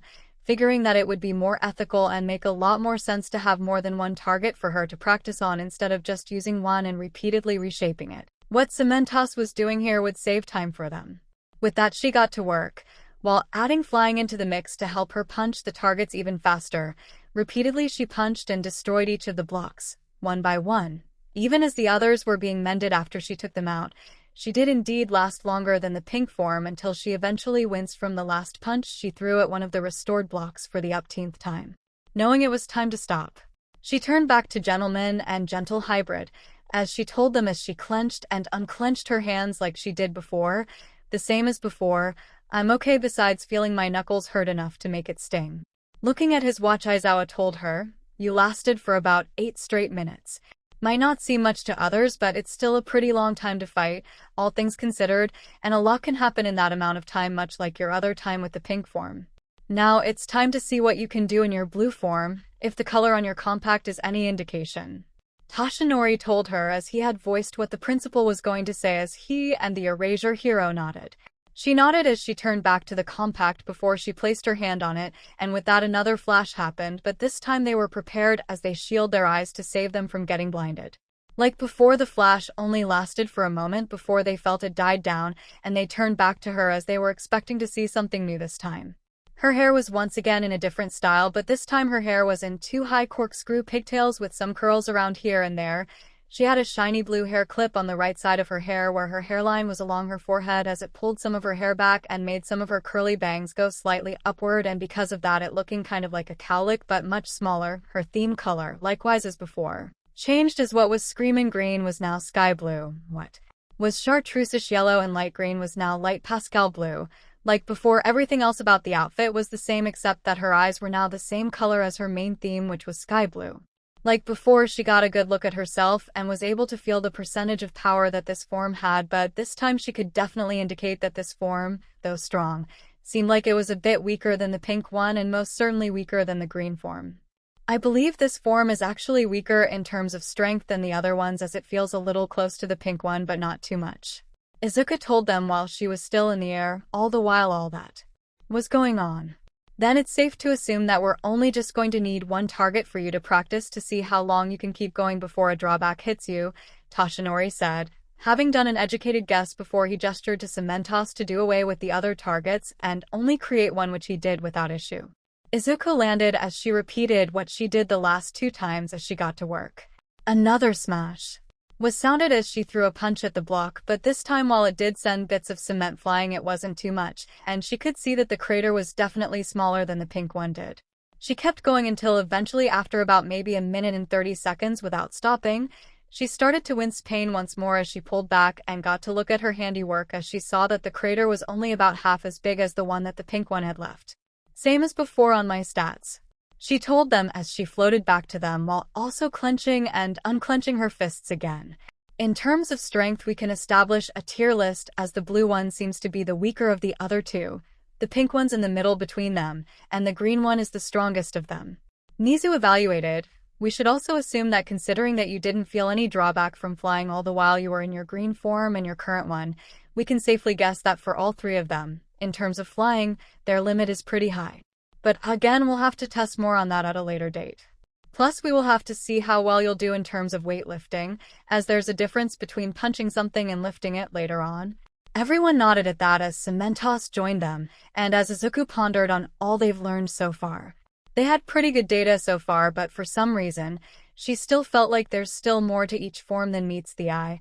She felt as if there was something inside of her waiting to be grabbed and used, encouraging her to take hold of it.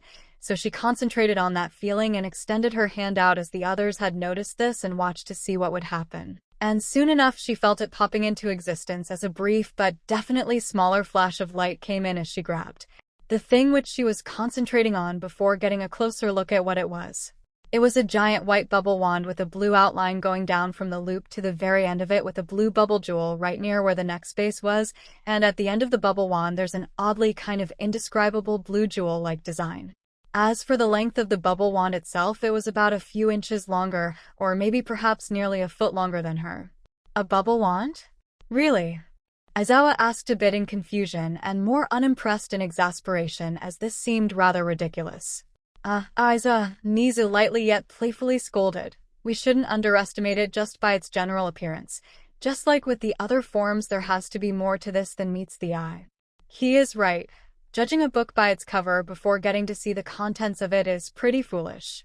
Toshinori agreed as he turned back to his protege as he told her, "It's best we see what it can do before we make a final judgment." Izuku agreed as she got a closer look at it. It felt as light as a feather, and it almost felt like she had been carrying this weapon all her life. Almost felt like it was instinctively telling her how to use it. First, she simply blew at the loop as normal bubbles came out, which looked very pretty with its gentle yet lovely iridescent coloring. Apparently obvious that the bubble wand itself produced its own bubble liquid, so there was no need to dip it into that stuff normally. Then she looked around her as she was evaluating the room around her before her eyes landed back on the block which she had been punching not too long ago. I wonder, she thought before she got to a stance, raising her bubble wand as she envisioned the wand unleashing an attack. With a sweep of her wand, with careful aim, a barrage of bubbles came flying out and flew straight towards their target. Each one pelted the block as they left a number of dents on it the size and shape of ping-pong balls, as the block itself looked like it had more divots in it than of golf course. Now this piques his interest as Aizawa felt kind of foolish for underestimating the weapon in question as he, the principal and the #1 hero watched in fascination. Who says bubbles can't be weaponized? Nizu playfully taunted. If Bubble Girl is able to do it, then so can Ms. Midoriya. Aizawa knew that was directed at him as he tried not to facepalm himself at having forgotten about Bubble Girl and her quirk. Why did he forget? He blamed it on that late-nighter he had for blurring his memories. Izuku stared at the bubble wand for a moment as she couldn't shake the feeling that there was also one more move that she used with it, and somehow she knew what she needed to do, but first she needed to test it. Then her eyes went down to a chunk of rubble that went flying from when she was smashing the other stone blocks in her green form earlier. Taking a chance, she swung the bubble wand at the object, and just like she envisioned it, the bubble itself did not obliterate the piece of rubble, but instead captured it as it was now trapped inside as the bubble floated as if it wasn't carrying something that should have been heavier than the bubble itself, with said bubble being bigger than the piece of rubble it held. Not only am I able to unleash a barrage of bubble-like attacks at my opponents, but I can also use this to capture them and possibly even use it to help catch civilians falling or use them to easily transport them to safety if picking them up by hand is a no-go depending on the circumstances. Izuku surmised. Plus, when it comes to children, it'll probably be entertaining for them and help to at least dissuade some of their fear until they are transported to safety. But how durable is the bubble in that regard? Toshinori asked as this brought up a good question and stopped her from going into a rambling spree. He always found it endearing, but he knew that it would annoy Aizawa, though he hasn't said anything about it yet. Only one way to find out, Nizu said as he approached the bubble before he turned back to the girl and asked her, "May I?" "Go ahead," she told him as she backed up a bit before Nizu attempted to try and punch the bubble, but upon impact, it only bounced off as the bubble continued to float in place. Okay, granted, physically Nizu is kind of weaker than the others. He can throw a mean punch, but it was definitely not as strong as someone with a strength-enhancing quirk. But it should be reminded that despite what he lacked in physical strength, he more than made up for in intelligence, especially when it came to his quirk. He wouldn't even need to do too much in order to apprehend his opponents, and besides that, you have to remember that he's also still an animal even if he is sentient. So he has his own set of claws that he's not afraid to dish out when necessary, not to mention that he's faster in terms of reflexes and reactions. Of course, there was one thing that most people tend to forget. When needed, he can pull out a retractable metal bow staff which he can use to whack your head into submission, which is exactly what he tried to do to the bubble as he pulled it out before extending it and tried to pop the bubble by whacking it repeatedly as many angles as he could, but all it got was the attack bouncing off the bubble every time. Upon seeing no result changes, the principal retracted the bow staff before putting it back in his back pocket before he turned back to the others and said, "It seems that these bubbles are pretty durable, although I wonder how they would withstand somebody who has a quirk that makes them physically stronger or somebody who has a quirk that makes them spiked up or just spiky objects in general. They'll probably be something we'll have to test later if we want to do a thorough side-by-side comparison." Aizawa told him as everyone else agreed. "Ms. Midoriya, do you think you'll be able to pop the bubble yourself?" Nizu asked her. She pondered on this for a moment before she responded. "Only one way to find out." She approached the bubble that still contained the fragment of the block and extended her wand towards the bubble before gently tapping it. Immediately upon contact, the bubble popped, and the fragment fell back down to the ground. For the time being, you're the only one able to pop the bubbles that you create, Toshinori stated as his protege walked back towards them, as he then said, but that also begs the question, if this form has a weapon, then wouldn't it make sense that the other two have weapons of their own? I think you're right. In each form I was in, even when I was focused on strength and flight, I was able to sense that there was more to each one in terms of feeling like there was something inside that was waiting to be used. If your hypothesis is correct, then the other two forms should have a weapon just like this one. Izuku agreed and speculated as the others one by one started to agree with that. Considering everything they have seen and evaluated so far, it was a definite possibility. Well, it's time to get to work. Upon transforming into her pink form, she concentrated on that feeling once more, and was able to summon the weapon that corresponded to that one, which was a yo-yo. But like the wand, it was no ordinary one by any means, and should not be underestimated just by its general appearance. The yo-yo itself was hot pink, and in the center of the yo-yo on both sides was a bubblegum pink bubble with a dark magenta outline around it, and in the center was a fuchsia pea, and lastly the ring for the yo-yo was also hot pink. The size of yo-yo itself was the size of a baseball. The yo-yo certainly packed a punch, as it was able to leave a decent dent in the stone block when used to hit it, but it seemed like it was much more specialized for capturing objects and opponents and tying them all up, much like a cowboy would an animal on a farm. And as tested by Toshinori in his All Might form, the string of the yo-yo itself was extremely durable and could withstand even those who had the strongest of strength enhancement quirks. It was also kind of funny to see All Might suddenly get so tangled up in the yo-yo, trying to break the string of it only to be met with failure and frustration, that it took them a good while to untie him even after he transformed back into his normal state, in trying to make it easier, but really it made things a little more tricky. It certainly amused Aizawa, while Nizu was not hiding his laughter by any means at his former student's plight. And next came the green form. Just like with the other two, she concentrated on the feeling before the weapon appeared in her hands once more. This time it was a hammer. Judging by the layout of the hammer itself, it was, to be specific, a megaton dunk hammer.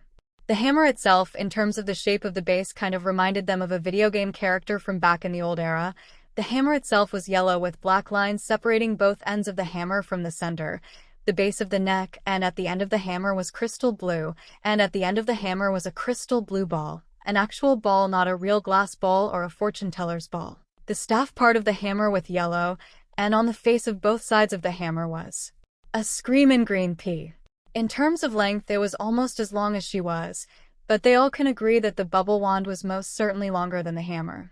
Considering that the green form was the strongest of the other two, it made sense that this form would have the strongest weapon, as proven by the smashing session that she gave to the newly formed blocks to test the hammer's strength and power to see how long she could wield it to attack.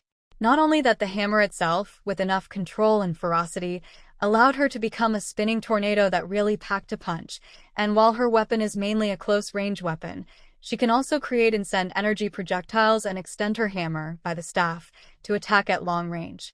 For that last part, it's kind of like combining a bow staff with a hammer. I know what you're going to say, don't say it. Anyhow, she could wield a hammer as if it was lighter than it looked. Upon further inspection, it seems that apparently the weapon itself cannot be picked up by anybody else but her, as demonstrated by everybody not even being able to lift the hammer off the ground.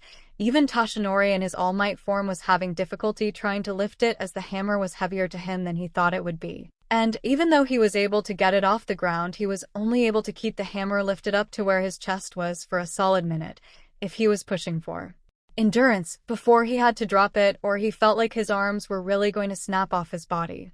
And that was really saying something considering how strong All Might normally is. The same applied for the other two weapons as they quickly tested, although they all agreed that the hammer was way heavier than the wand and the yo-yo. But then the young greenette had an idea of what if the weapons could actually be wielded by somebody, but only if she gave them permission to use her weapons temporarily. And she was proven to be right. The heaviness of the weapons was suddenly null and void, and everyone was able to lift each of the weapons as if they hadn't been heavy a few minutes ago. Apparently, she was able to allow the person to borrow her weapons even if she was in a different form. The weapons would all come back to her if she willed them to, even from a distance, though how far the range could go they would have to test later. What was clear though is that depending on which form she was in, Each weapon would only correspond with the specific form that it went with, no matter what, though it was different if somebody else wielded her weapon with her permission while she was in a different form altogether. I hope there hasn't been any serious harm done while I was away, came the voice of Recovery Girl as she came into the gym, with her tone being both firm and giving off the implication that she will whack somebody if they hadn't been careful with this. Just because she was old, it didn't change the fact that she could still whack you into next week if you're not careful. She still got it despite being both short and elderly. Don't let her cute and friendly grandmotherly appearance fool you into forgetting that she can still fight if the situation called for it. Aside from some mild bruising earlier, everything's been okay, 𝗎𝗓 told her as she came over to the group, but it was then that a thought struck the principal as he turned back to Izuku before he turned back to the nurse hero and told her, "Now that I actually bring that up, I'm actually quite surprised that I haven't seen our young student here wince in pain at all after having receiving some bruising from demonstrating her strength earlier, aside from some she expressed when she hit her limit 3 times in all 3 of her forms. Actually, now that you mention it, yeah, that does seem kind of weird." Toshinori agreed as the thought struck him too, as did the Erasure hero, as they all turned to Izuku, who seemed to have the same realization herself as she looked down at her hands, more specifically her knuckles. She did feel the pain from reaching her limit 3 times, but then after that she didn't even notice that the pain seemed to have gone away. At first she thought it was because of adrenaline, but now she was starting to think that it might be something else, and not just because she could sense her body telling her that. She took off her ring and both her gloves, surprised to see that her knuckles looked perfectly fine, even though she should have at least shown some bit of bruising. Not even a scratch. Izuku said in fascination, "I should have had some bruising or at least some form of injury after using my full strength 3 times in each form, but it's as if nothing happened. I didn't even notice that the pain was going away while we were evaluating on my weapons. At first I thought it was because of adrenaline, but now I see that's not the case. These powers include the ability to heal, and it can correspond to each form. It's the only thing that makes sense." The old healing hero chimed in as she got closer to her before the greenette knelt down to meet with her at eye level and showed her knuckles to her as the woman nodded at seeing that there was nothing wrong after a brief examination. "This new facet should come in handy, but I would like to get a sample of your DNA to see what other sort of changes we should expect. It's better if we have as many details as possible, no matter how confusing or odd, than to be left in the dark." "That makes sense," Izuku said as she nodded. "Hopefully we'll be able to learn more about this from there. For now, though, I would suggest that you all take a break for lunch while I do the examination." Recovery Girl told them as Izuku's stomach decided to make its prolonged hunger known as it growled very loud, definitely louder than it had earlier, as Izuku blushed in embarrassment. Toshinori lightly facepalmed himself as he said with a groan, "I completely forgot that we were planning to have lunch earlier, but then all of this happened and it completely slipped our minds. Then it would be wise to stop for the time being and get back to it after lunch and after Recovery Girl gives us an evaluation on her findings." Aizawa stated and proceeded to make his way over to the door before he finished with, "Besides, you can't work on an empty stomach. It's illogical and dangerous."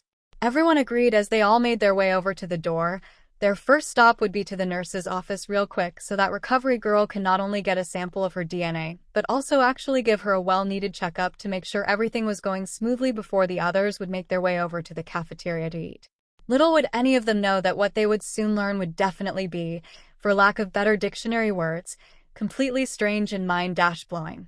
To say that they were not expecting any more surprises until at least after lunch would probably be an understatement.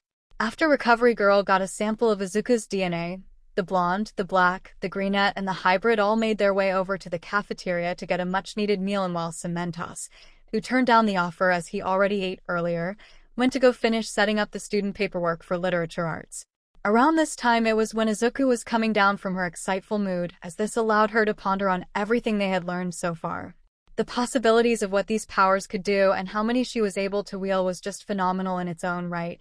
Flight, super strength on varying levels, superpowered weapons, who knows what other abilities she may be capable of doing. The sheer possibilities of what she might also be capable of seem limitless. The day just got more and more surprising, intriguing, and exciting with each passing minute. All her life she had wanted to be able to experience what it was like to have special powers just like everybody else, to know what it feels like. Any semblance would suffice. To say she basically got a jack of all trades because of an incident that happened on a beach she was cleaning would probably be accurate. Don't get her wrong, she still had full intention of inheriting All Might quirk. She still had full intentions of carrying on his legacy and working to become a hero in her own right, though it will be interesting to see what the next couple of months will bring before the entrance exam because of this and how these powers will interact with OFA later on. Obviously, she'll now need to train these powers before she can focus back on her OFA training. After all, it would be way too risky to put two powers that haven't been trained yet into the same body with it. That's just asking for severe property damage, blacklisting, dire medical attention, or even an early grave. I know that sounds extreme, but you cannot argue that these probabilities are very likely to happen with untrained hands. Perhaps she could probably convince Mr. Yagi to let her use her newfound powers to test to see how fast she can get more of the cleanup done on the beach. That would definitely save her time and preparation, even if only by a small margin. It may even give her more time to practice using All Might's quirk before the due date. No, she wasn't shirking work. She's just expanding the possibilities on how she can get more work done by using these new powers. She's still going to train.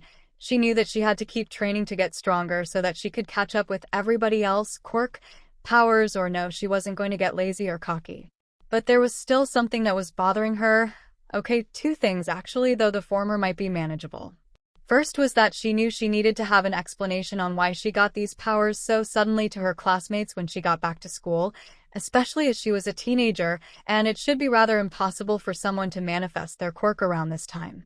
Although that was not exactly true. There were reports on rare instances where people manifested their quirks late, mostly when they were still kids but definitely older than the age of 4, and there were even some instances where people had manifested their quirks when they were in their teenage years, though that's more rare, especially also if it's someone who's in their adult age but usually around their early 20s. But again, that was a bigger rarity in its own right. She could definitely use that to evade problematic questions she'd rather avoid. Perhaps she could convince Recovery Girl to give her a medical report to show proof that, medically speaking, she did have a quirk, by pretending that the power she had gained was a quirk that had manifested and just needed the right requirements to have it manifest. It was not uncommon for certain quirks to need a specific way to make themselves known, even in a way that was either unorthodox, dangerous, highly unlikely, insane, or even just plain silly. She had been researching quirks for years, and she knew that there was reports on such quirks like these, and she knew them all by heart, so she could use those to back her up. Honestly, yes, she knew it would be lying given how she obtained those powers, and she never liked lying no matter how many times she had done it to keep her mom from worrying more than she already had. But it was the only way to ensure that no one got suspicious nor did anything drastic because of this. Hopefully with this, her classmates would finally leave her alone and the teachers would actually intervene a little more in regards to students picking on her. Even if only a little, it would be more than enough for her. Although trying to mend her relationship with 𝗵𝗃𝗀 was definitely out of the question, knowing that no matter if she had gained a quirk or if she remained quirkless, he would always still hate her, and she had a feeling that he still wouldn't want to be her friend after what she had said to him in the classroom months back. That ship had sailed and she knew he was toxic and she was better off cutting ties with him. Though if anything, these powers will probably surprise him and possibly, no most likely, make him angry and he'd demand answers from her. She honestly didn't know if she can trust herself to be able to not break in front of him in trying to explain. And somewhere deep down she had a feeling that even if she said something he probably wouldn't believe her, and would probably think that she even lying and hiding her powers all this time when really that's not the case and never was. That, and it doesn't change the fact that what she told him months ago was awful. Even if he was leaving her alone now, that doesn't change the fact that he might snap at any time. Just because he's resorted to glaring at her now, doesn't change the fact that he still greatly despised her. I mean, sure, what I said may have sounded harsh, but it needed to be said to get that jerk to back off already. He deserves it. He'll always be a villain no matter how heroic his quirk may seem to others because his attitude is absolutely horrible. A thought crossed her mind as this made her stop briefly in her train of thinking. Where did that come from? She wondered to herself as she knew she wasn't thinking that. I mean, sure, she knew that he was absolutely not nice to her, and with the current attitude that he has, she knew that he would be at risk of blowing his own chances of getting into a hero school, even if their middle school teachers would try to hide that to increase his chances.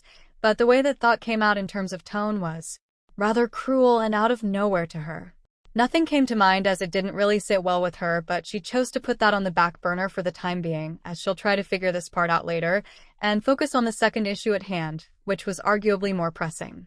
How did she even know how to use her abilities, with only flight needing some trial and error, without needing the teachers to help any further than they already had done in the gym?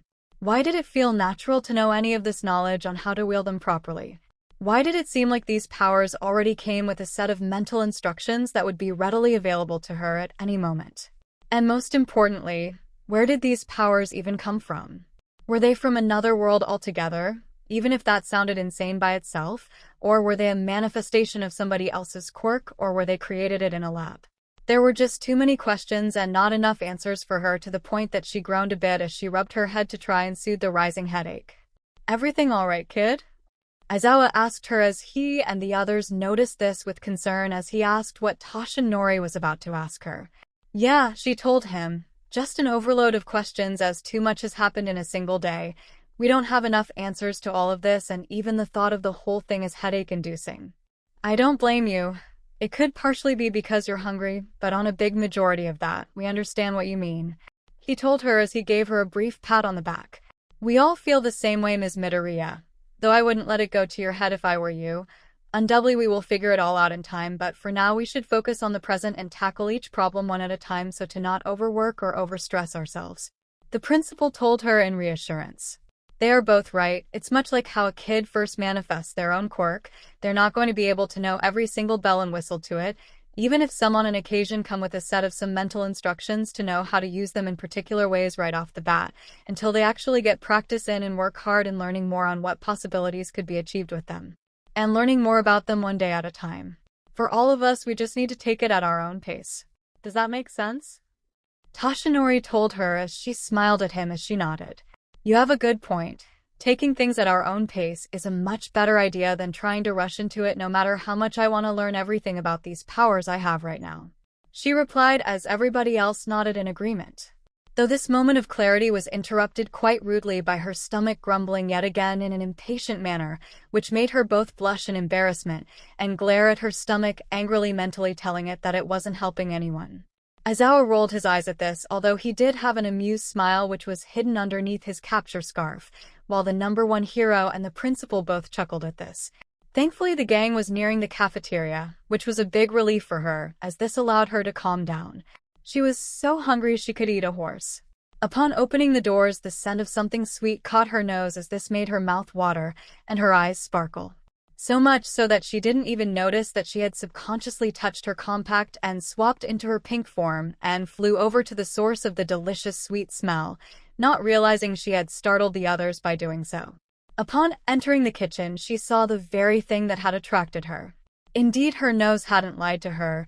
It was a cake, and a beautifully decorated one to boot. It was a triple-layer cake with white as the main color scheme of frosting, with flowers made out of light pastel yellow frosting, some golden candy edible pearls here and there, and at the very top of the cake, laying on top of a lone frosting-made flower, was a white macaroon with yellow filling in the center, which matched the other ones that were lining all around the cake at the bottom. She wasn't in there alone.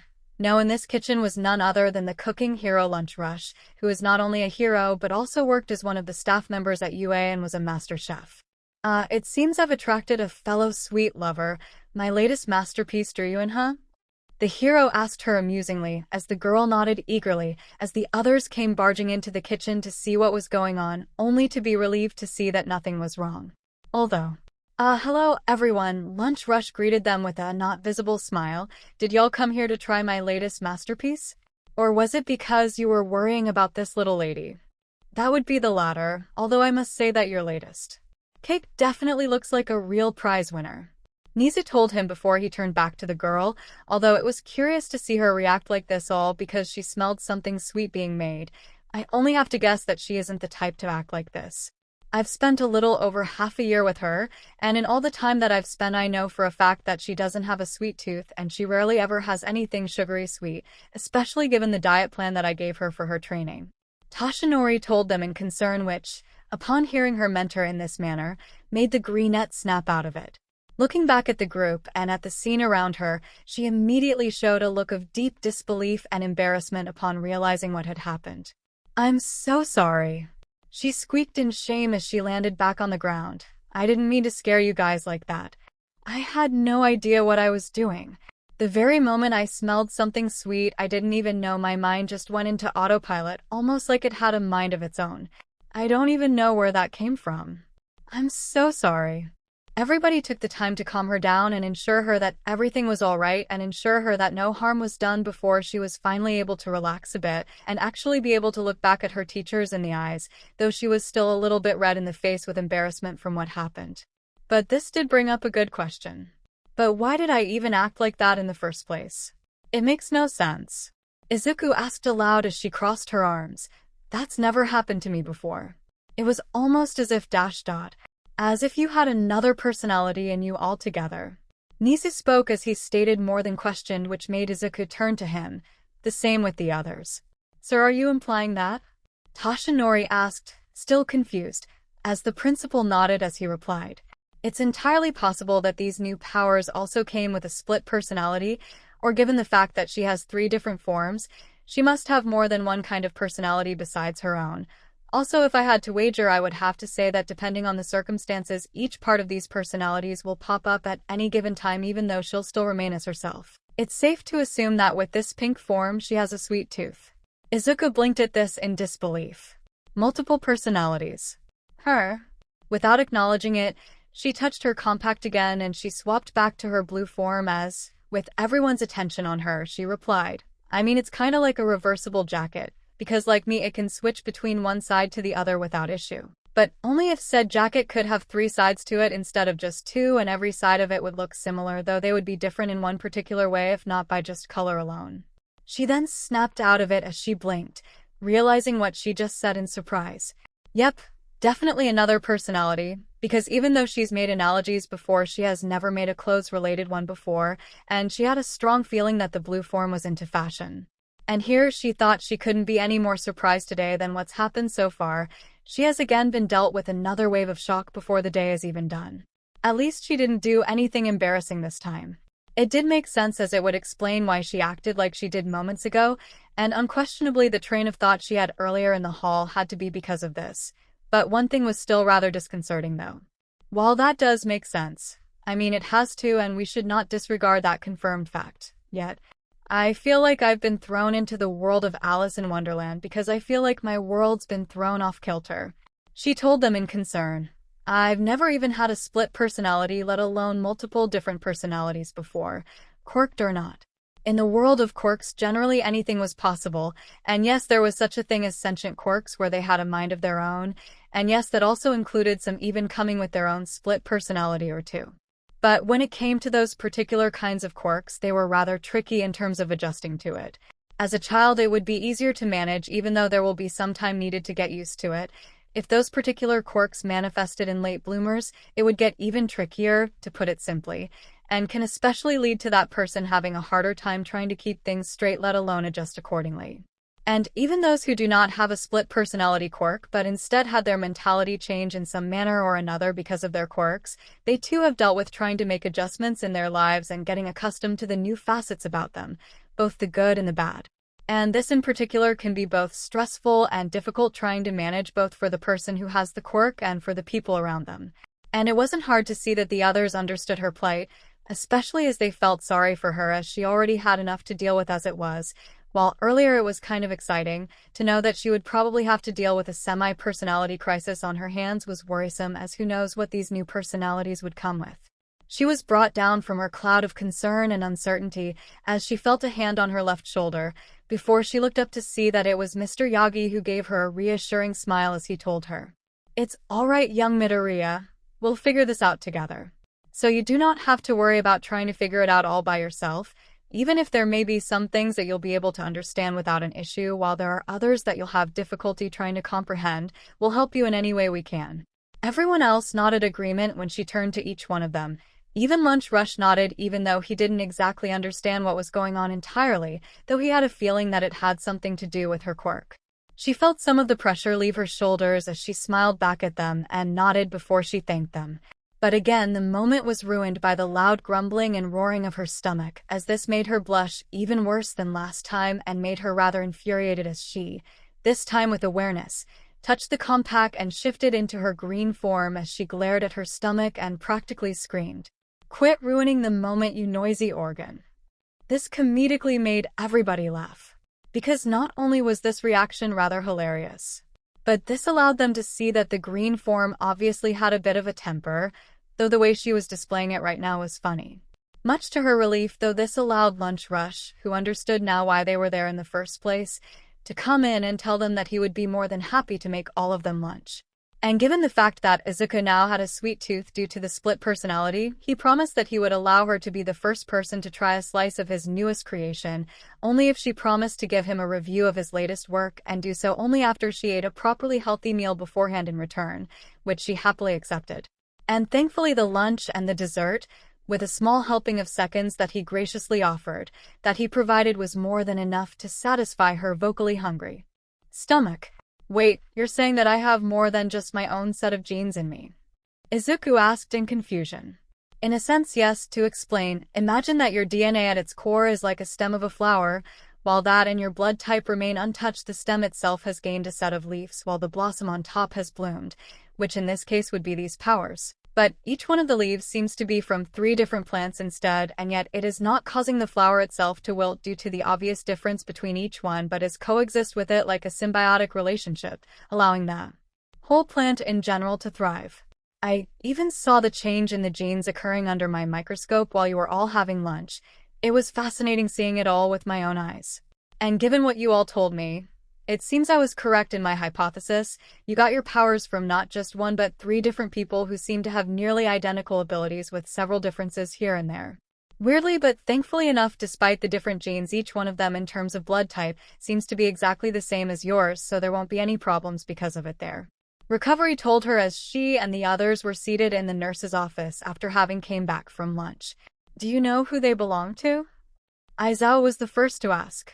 Unfortunately, no. Even one of my trusted medical colleagues from the Hosu hospital can't make heads or tails of this. Whoever these 3 belong to doesn't seem to be from Japan. Nothing can be found in the national database about it either. He even asked me if this was some sort of prank.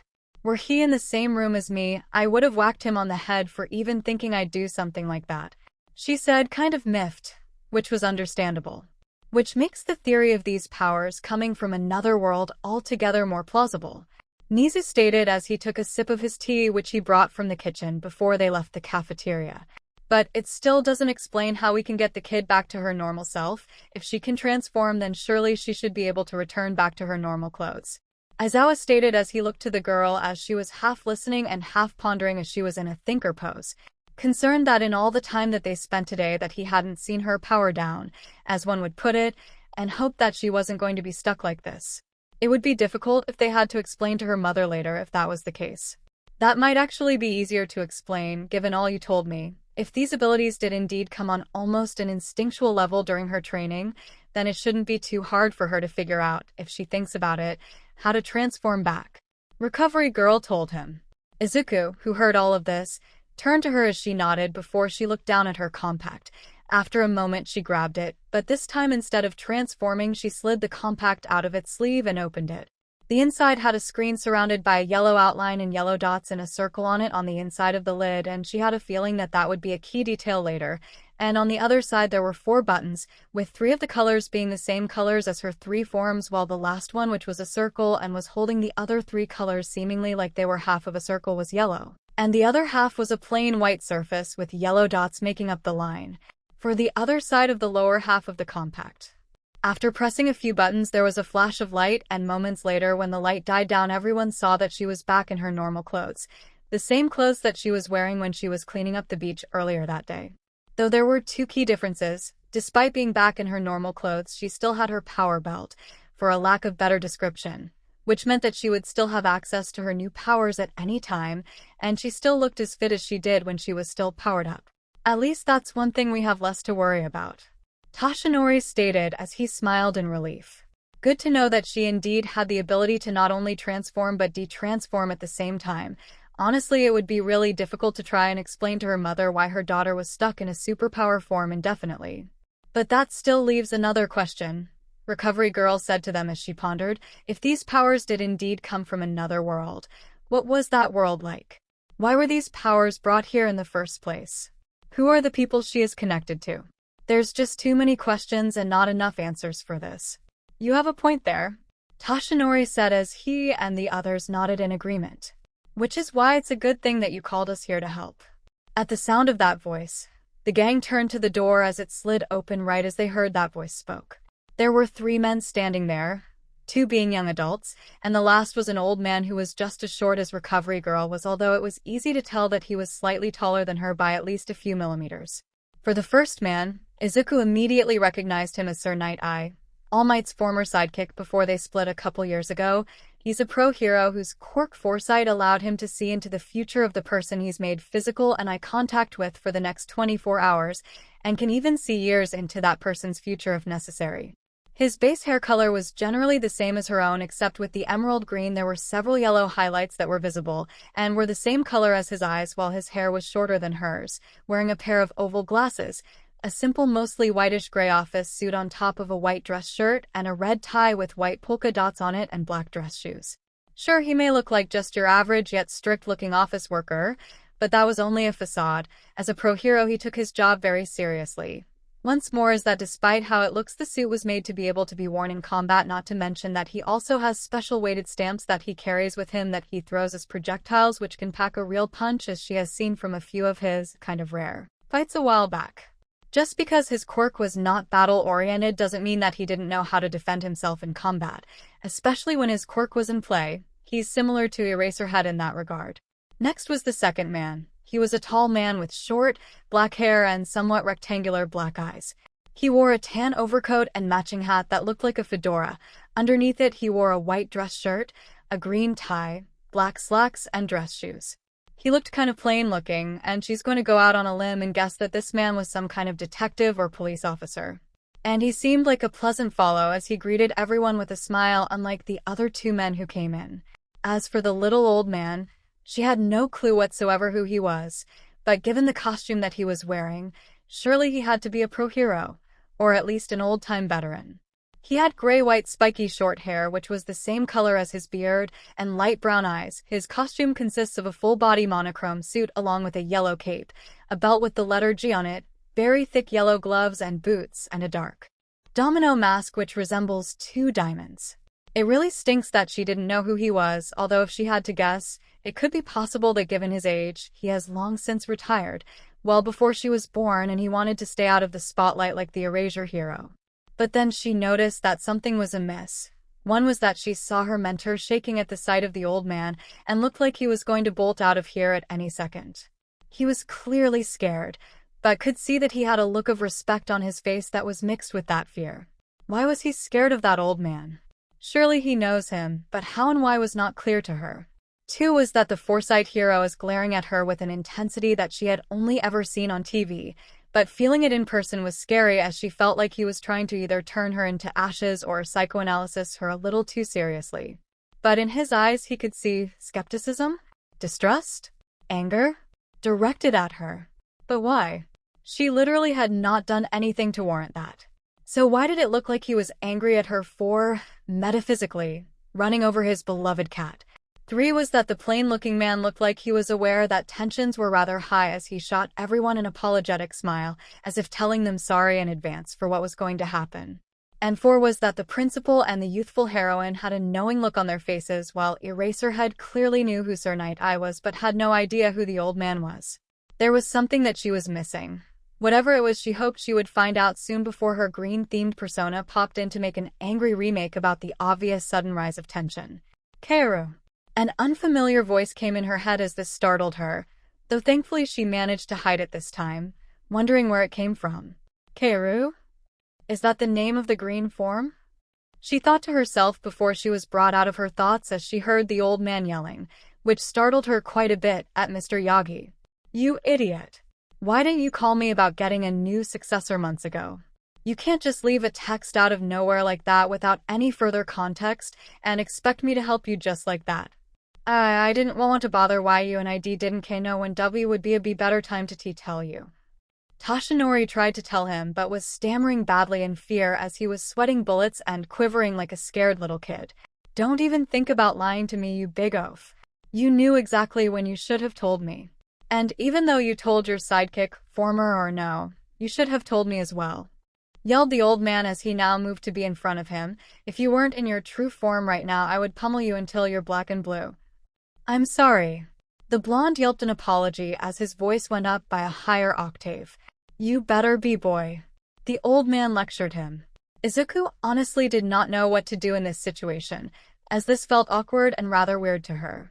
Never has she seen her hero/mentor get lectured like this, or at all really, and almost seemed like the man himself was reverted back to being the same age as her rather than the adult he actually was because he was being lectured by a little but most certainly older man. She really did not know what to say or think about this at all. By looking at everyone around the room, she was surprised that the only one who seemed surprised about this, besides her, was Aizawa, as he too didn't know how to respond to this. It looked like a part of him wanted to be amused at seeing somebody actually lecture the #1 hero about something he messed up on besides Recovery Girl. But at the same time just remained shocked, as this was the first time he had seen anybody legitimately both scare him and scold him at the same time. And that was saying something, because as far as the Erasure hero was aware, hardly anything scared him, even though that was illogical given the fact that everyone is scared of something. But for the #1 hero, he did so well to hide that nothing scared him that the very thought of it being otherwise seemed kind of ludicrous, even to those who were rational thinkers. Please pardon the interruption," said the plain-looking man as he tried to defuse the situation. "I think this kind of conversation should wait until you two are in private. Right now I think it would be better to introduce ourselves and get down to the reason why we're here." Toshinori made a note to himself to get him a gift basket later to say thank you for diffusing the situation, as, yes, he was right. They need to get back to the situation at hand and save the lecture later. That and his friend saved him from looking like even more of a coward in front of everyone, even though he had a good reason to. The old man huffed before he relaxed his shoulders as he said, "Fair enough. Otherwise we would be in here all day." Soon he turned to Izuku, getting a good examination of her before he spoke. "So you're the successor he chose who ended up in this mess in the first place, correct?" "Why, yeah." She spoke, trying to beat down her hesitation, and looked him in the eyes, trying not to divert them and not focus on the fact that this old man was scolding her mentor only moments ago. "I'm Izuku Midoriya." The old man nodded in approval, glad to see that she wasn't shying away, and chose to focus on him despite the rant he was giving out moments ago. Before he replied, "Nice to meet you, name's Gran Torino." She nodded back before turning to the other two men as the plain man introduced himself next with a friendly smile as he took off his hat in greeting. "I'm Nomiya Tsukachi. I'm a police detective and I've been a good friend of Toshi's for several years."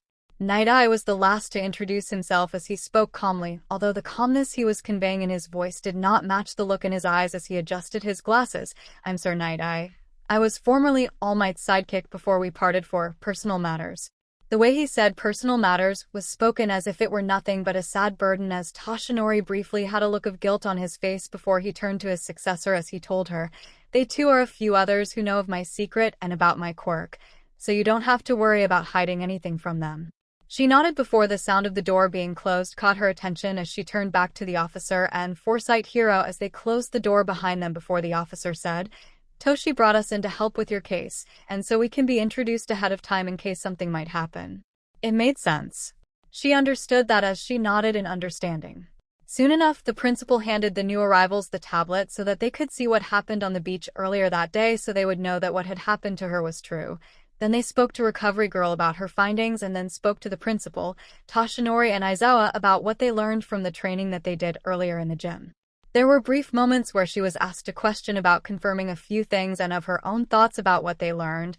Tsukachi even reassured her that everything would be well as he had a lie detector quirk, so he would know if she was telling the truth or not, which, as she commented, was a super handy quirk for a police detective and made interrogations a lot easier, to which he thanked her with a chuckle.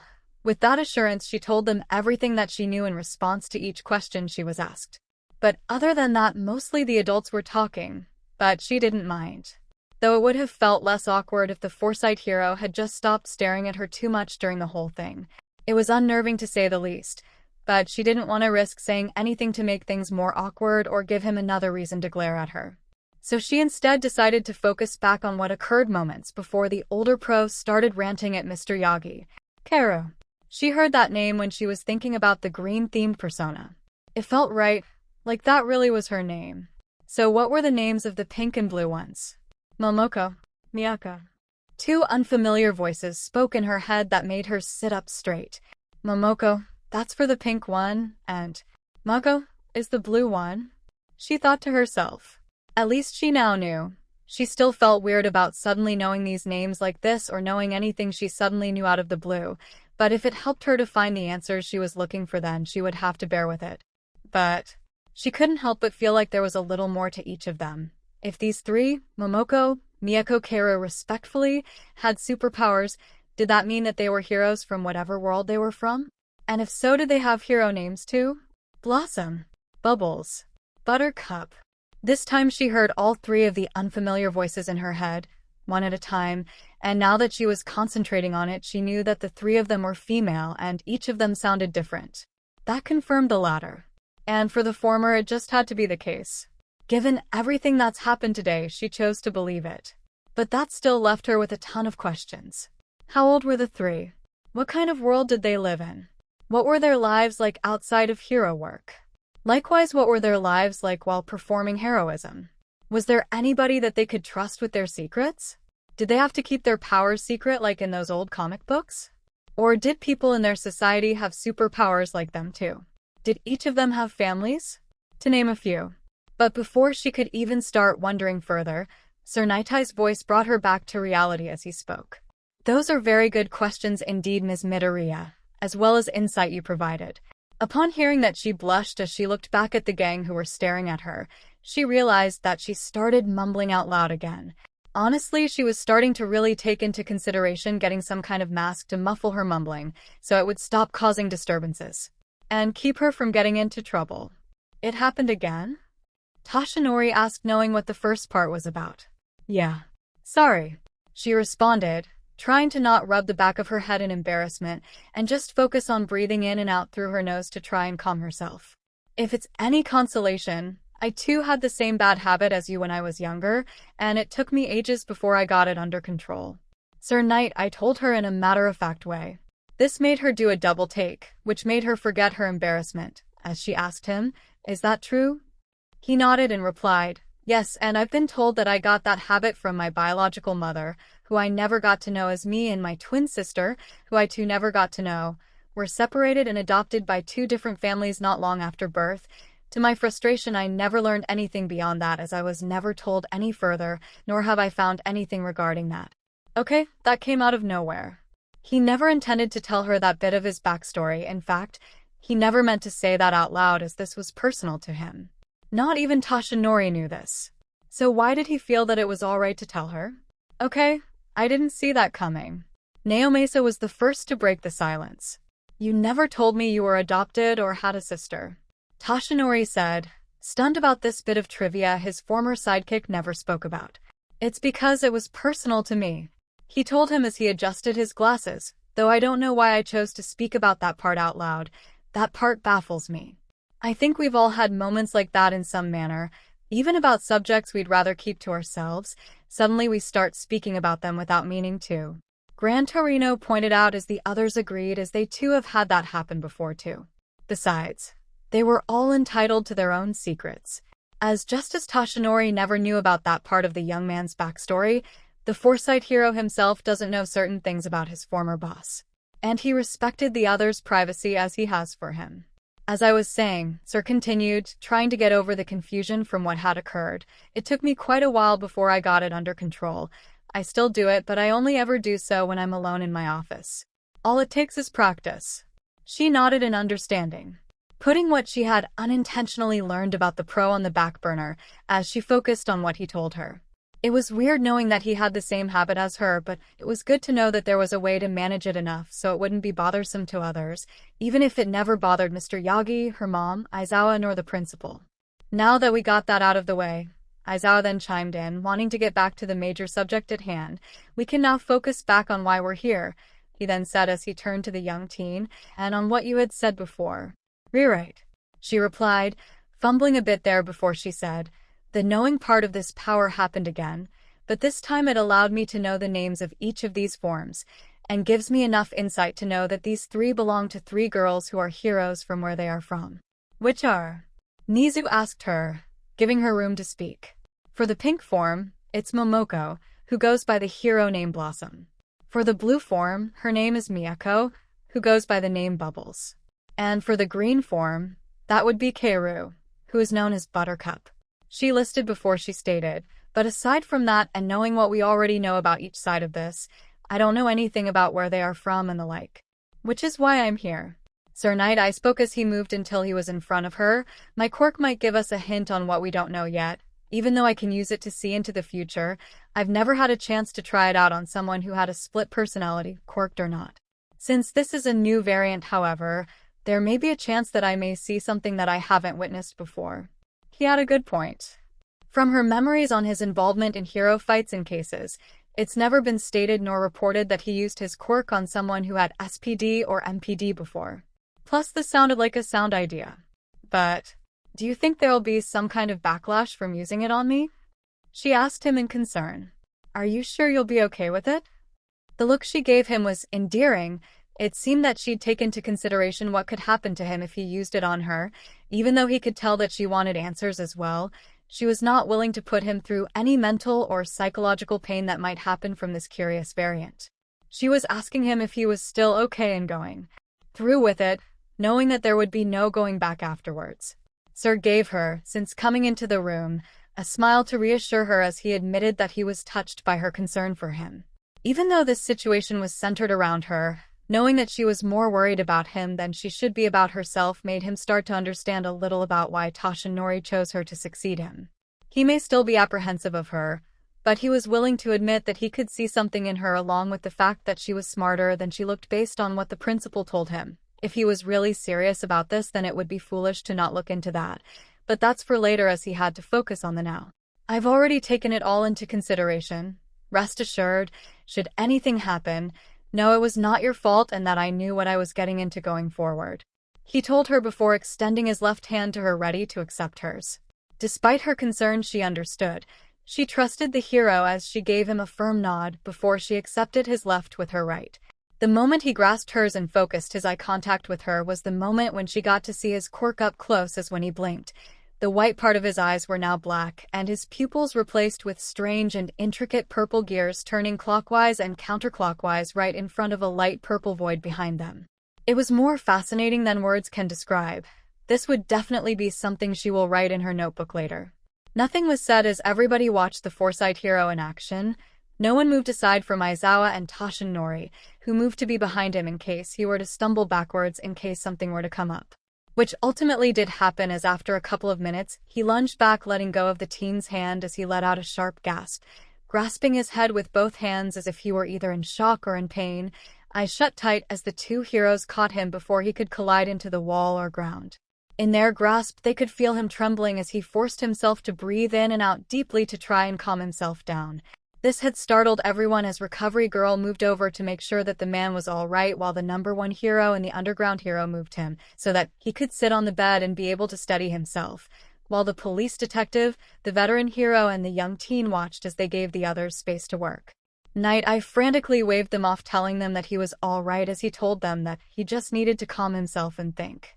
Which did take a couple of minutes, but eventually he was finally breathing normally as he closed his eyes and massaged the eyelids, feeling them throb slightly, mainly from psychological phantom pain. Enough to throw him off balance in a non-physical way. Finally, he opened his eyes slowly as he looked to the group, who gave him worried looks, especially that of Izuku, as she had a look of guilt on her face as if she had done something wrong. No, it wasn't her fault. They both knew of what could happen if his quirk were to react to her. He can't really fault her for worrying, but really she should not feel guilty at all, as he understood the consequences and was willing to brace himself to face it if it means helping them to understand more about this curious case they got involved in. Upon being asked by Recovery Girl if he was all right, he nodded as he said firmly yet somewhat disoriented, "Shaken more than anything, but otherwise I am okay." "Did you?" Izuku asked hesitantly. "Rest assured, Midoriya, I'm alright." We both theorized, and I confirmed that there was a different outcome and a drawback that would happen from being in contact with the other. Despite being thrown off my equilibrium, I am stable. Do not blame yourself. I've already made my bed and I slept in it. Metaphorically speaking, I was ready to face it despite the reaction I got. He assured her, stern but gently. Not trusting her voice, she nodded as she understood. "Were you able to see anything?" Gran Torino asked him, to which Night Eye gave a firm nod as he replied, "Far more than I anticipated, far beyond what I thought would happen if I used my quirk on someone with more than one side to them." "Meaning?" Aizawa asked, as he and Toshinori were still by his side just in case. He readily replies, The theory on these powers and personalities coming from another world are correct. They're from a world different from our own.